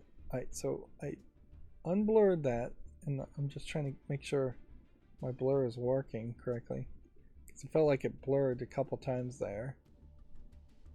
I don't know why that was triggered like that. Railed up. Doesn't look like anything. Some kind of railroad tower defense shooter or puzzle game of some sort. A shooter inside tramways on suspended railways, viewed from below. That doesn't sound like a good angle to view things from. Alien IQ Exam Human Edition. Looks like a collection of mini games of no interest. Banana Man in the World of Monkeys. It might be a case where I'm just not moving my wrist far enough to the right to disable the blur. That could be it. Guilt is now out, even though it's already on the fall list. Which I guess we'll just risk making a second YouTube short around that. I could see certainly hurting my wrist by just having to move a lot. Apparently this game is also now out of early access, but it's already on my wish list. I don't even know why Blue Oak Bridge would be on my wish list.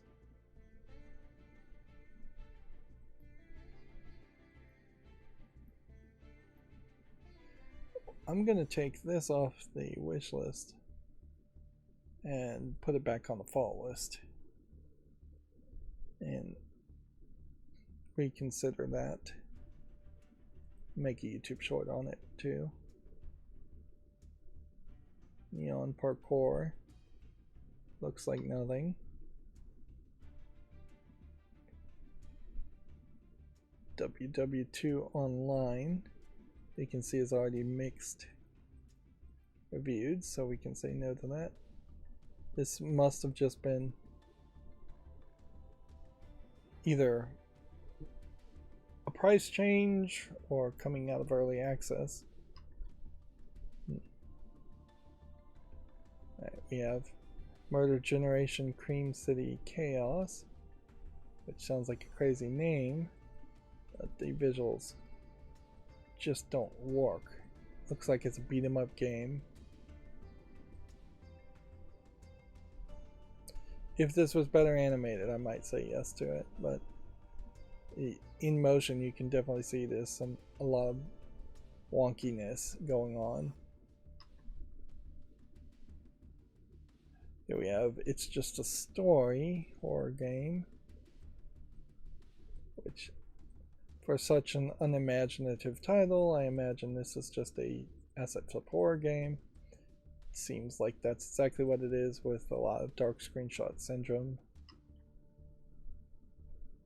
Here we have the Undead War,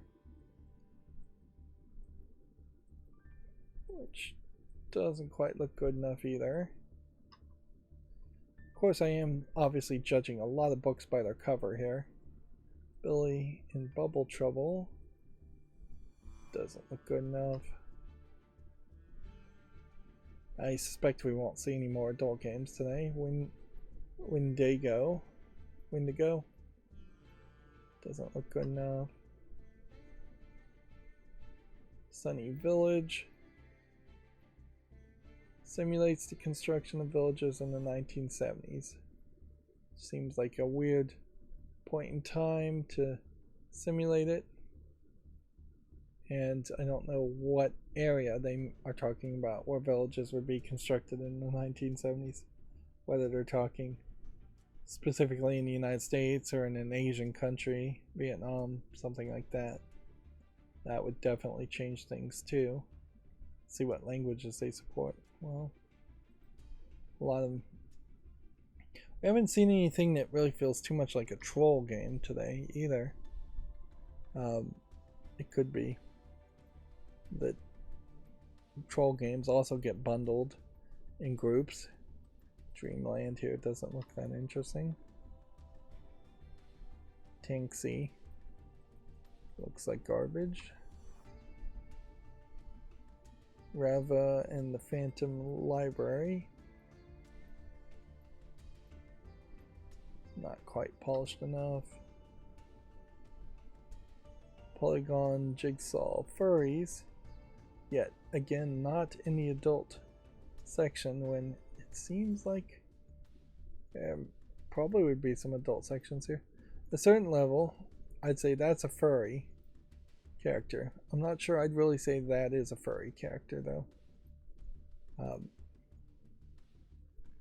first was just saying that's like a cutesy animated animal. Regardless, I'm going to say no to it. A day in, day out. Collection of mini games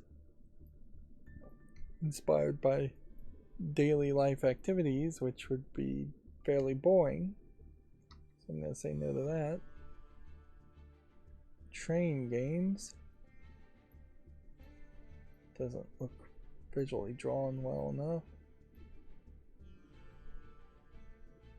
It's almost like an attempt at doing something like a South Park animation, but it's zoomed in a little too close for that to work, and it would have to be a little bit sillier looking for that to work. Yep. Cabin of Souls. Doesn't look like anything. Then we have another 3D CGI adult game. World explicit word Come With Me is the name of the game. And looking at this trailer, it seems like you jump around in a lot of different backgrounds that are poorly added. And there might be slightly more variety in ladies, but it definitely feels like there's less quality even compared to your average 3D CGI adult game. It's English only, it's $2.99. And yeah, I'd say there's just not really anything impressive here. It's really important when looking at all these adult games to realize that a lot of these 3D CGI screenshots are just that. There's no animation or motion behind it. It is just a static still image. Apparently there's some slide puzzles in this game that barely even get talked about or advertised because it's so secondary as a thought. We have Cyber Ninja that climbs the city, which just almost feels like a gameplay mechanic that would make sense for a good sequence, but if that is literally the only thing you do, that's too much to ask. You're climbing and hooking your way up and shooting, and the visuals on this are way too much neon nonsense in the background. Yeah, English, Japanese. I'd almost say yes to this, or give it a chance. But there's just a little too much dark screenshot syndrome, a little too much crazy controls. And maybe the name could have been a little bit better as a description too. That would probably have helped. Here we have a game called Devil's Dive. It's an action platformer roguelite. Dive deeper and deeper into the depths to regain your title as the Lord of Underworld. So it's almost like it's a Metroidvania game if you only went straight down, which is not the worst idea. But no, it's not really just that. It's also, I think, a game where you probably take some damage if you aren't constantly falling downward, or you kill a lot of enemies by falling downward. There was a game called Duel that clearly inspired this game, where you are trying to control your fall, and I never could really get anywhere with Duel as a game. I'll make a YouTube short on this, though. People that do like Duel would probably like that game. Next we have a game called Feeble Light, which looks like it's just a shoot 'em up of no interest. Am I being too cruel on the shoot 'em up? The visuals don't look terrible. I doubt the screen actually spins while you're playing. No, I think I'd still say no to it. It's have to do something pretty um, pretty well. Next, we have a visual novel, The Picture of Cafe a Lot, which is just one anime girl, it looks like, and some visual novel stuff. It is free, so I suspect it's not that long.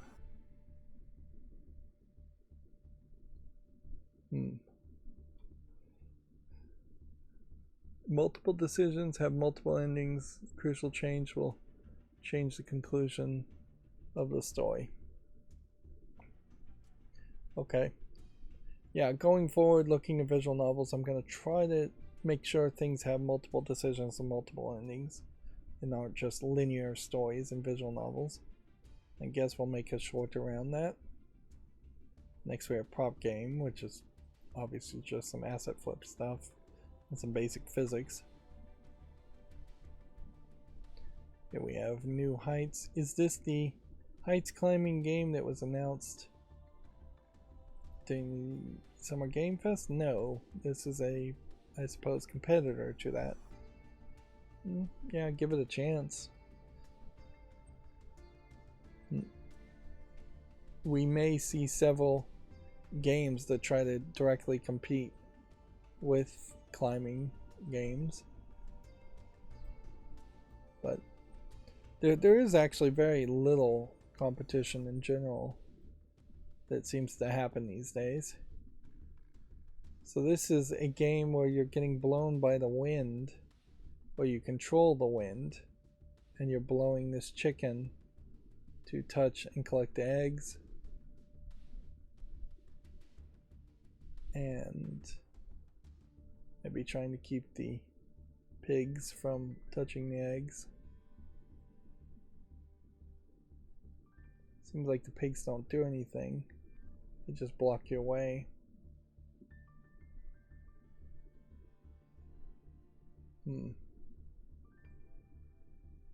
It's almost an interesting concept, but it's something you would probably make a cell phone game for, not something that would be on Steam. So I'm going to say no to that. Next we have Chosen Angels, not to be confused with Chosen Angles. Side-scrolling game where you play as an angel who must cope with a not easy job. If anything, this feels just like a twist on the game Tapper, where you're going up and down different well, in Tappers they were bars and you were serving beer. Here it seems like you're going up and down, either blocking the path or collecting souls from leaving or something like that. I'm not sure. Not quite getting it, but yeah. I don't think there's a full enough game there. Although it's pretty easy to say I'm not getting it, so how would I know? This looks like garbage. Alright, so we have a game here that has non-explicit nudity that led to off-screen sexual relationships.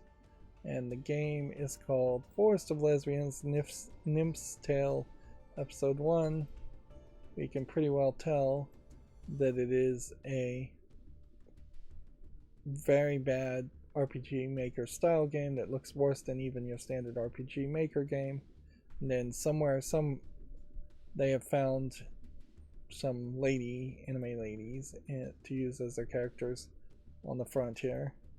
I would say the anime ladies don't even seem to be probably drawn by the same person. So yeah, that seems pretty poor quality. And feels very much like a bait and switch attempt to give the impression that you're going to see a lot more than you really are going to see. Pine Creek, the Book of Judith. Looks like somebody bothered to actually make their own animations, and I guess I should applaud that, but the animations do look horrible. And overall still just looks like an RPG Maker game. of some sort. Next we have a game called Jello, which I doubt there's something good here, but I'll give it a chance.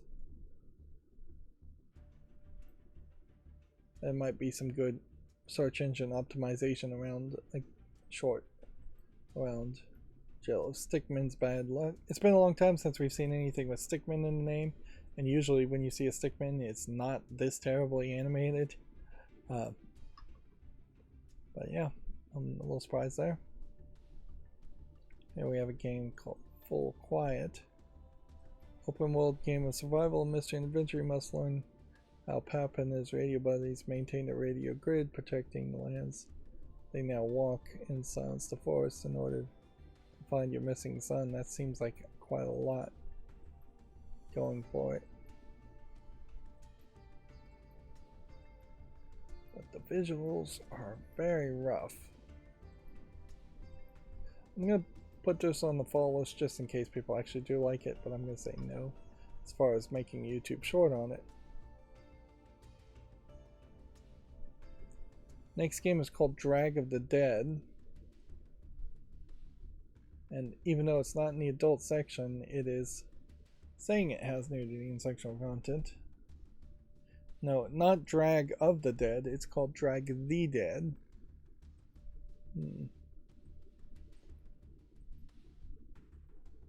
And looking at the screenshots here, it's just like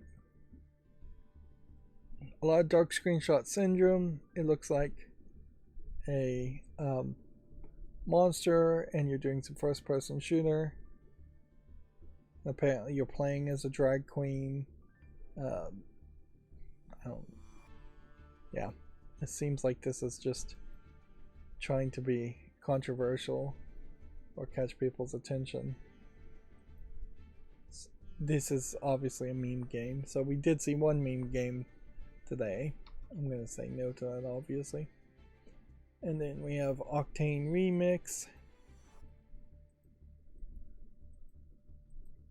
And our last game for today is a game just called Irrational, which looks like yet another RPG Maker game. Alright, so that's going to be it for the show. Hopefully this back half of the stream actually was showing. Otherwise, this is lost content. Whatever.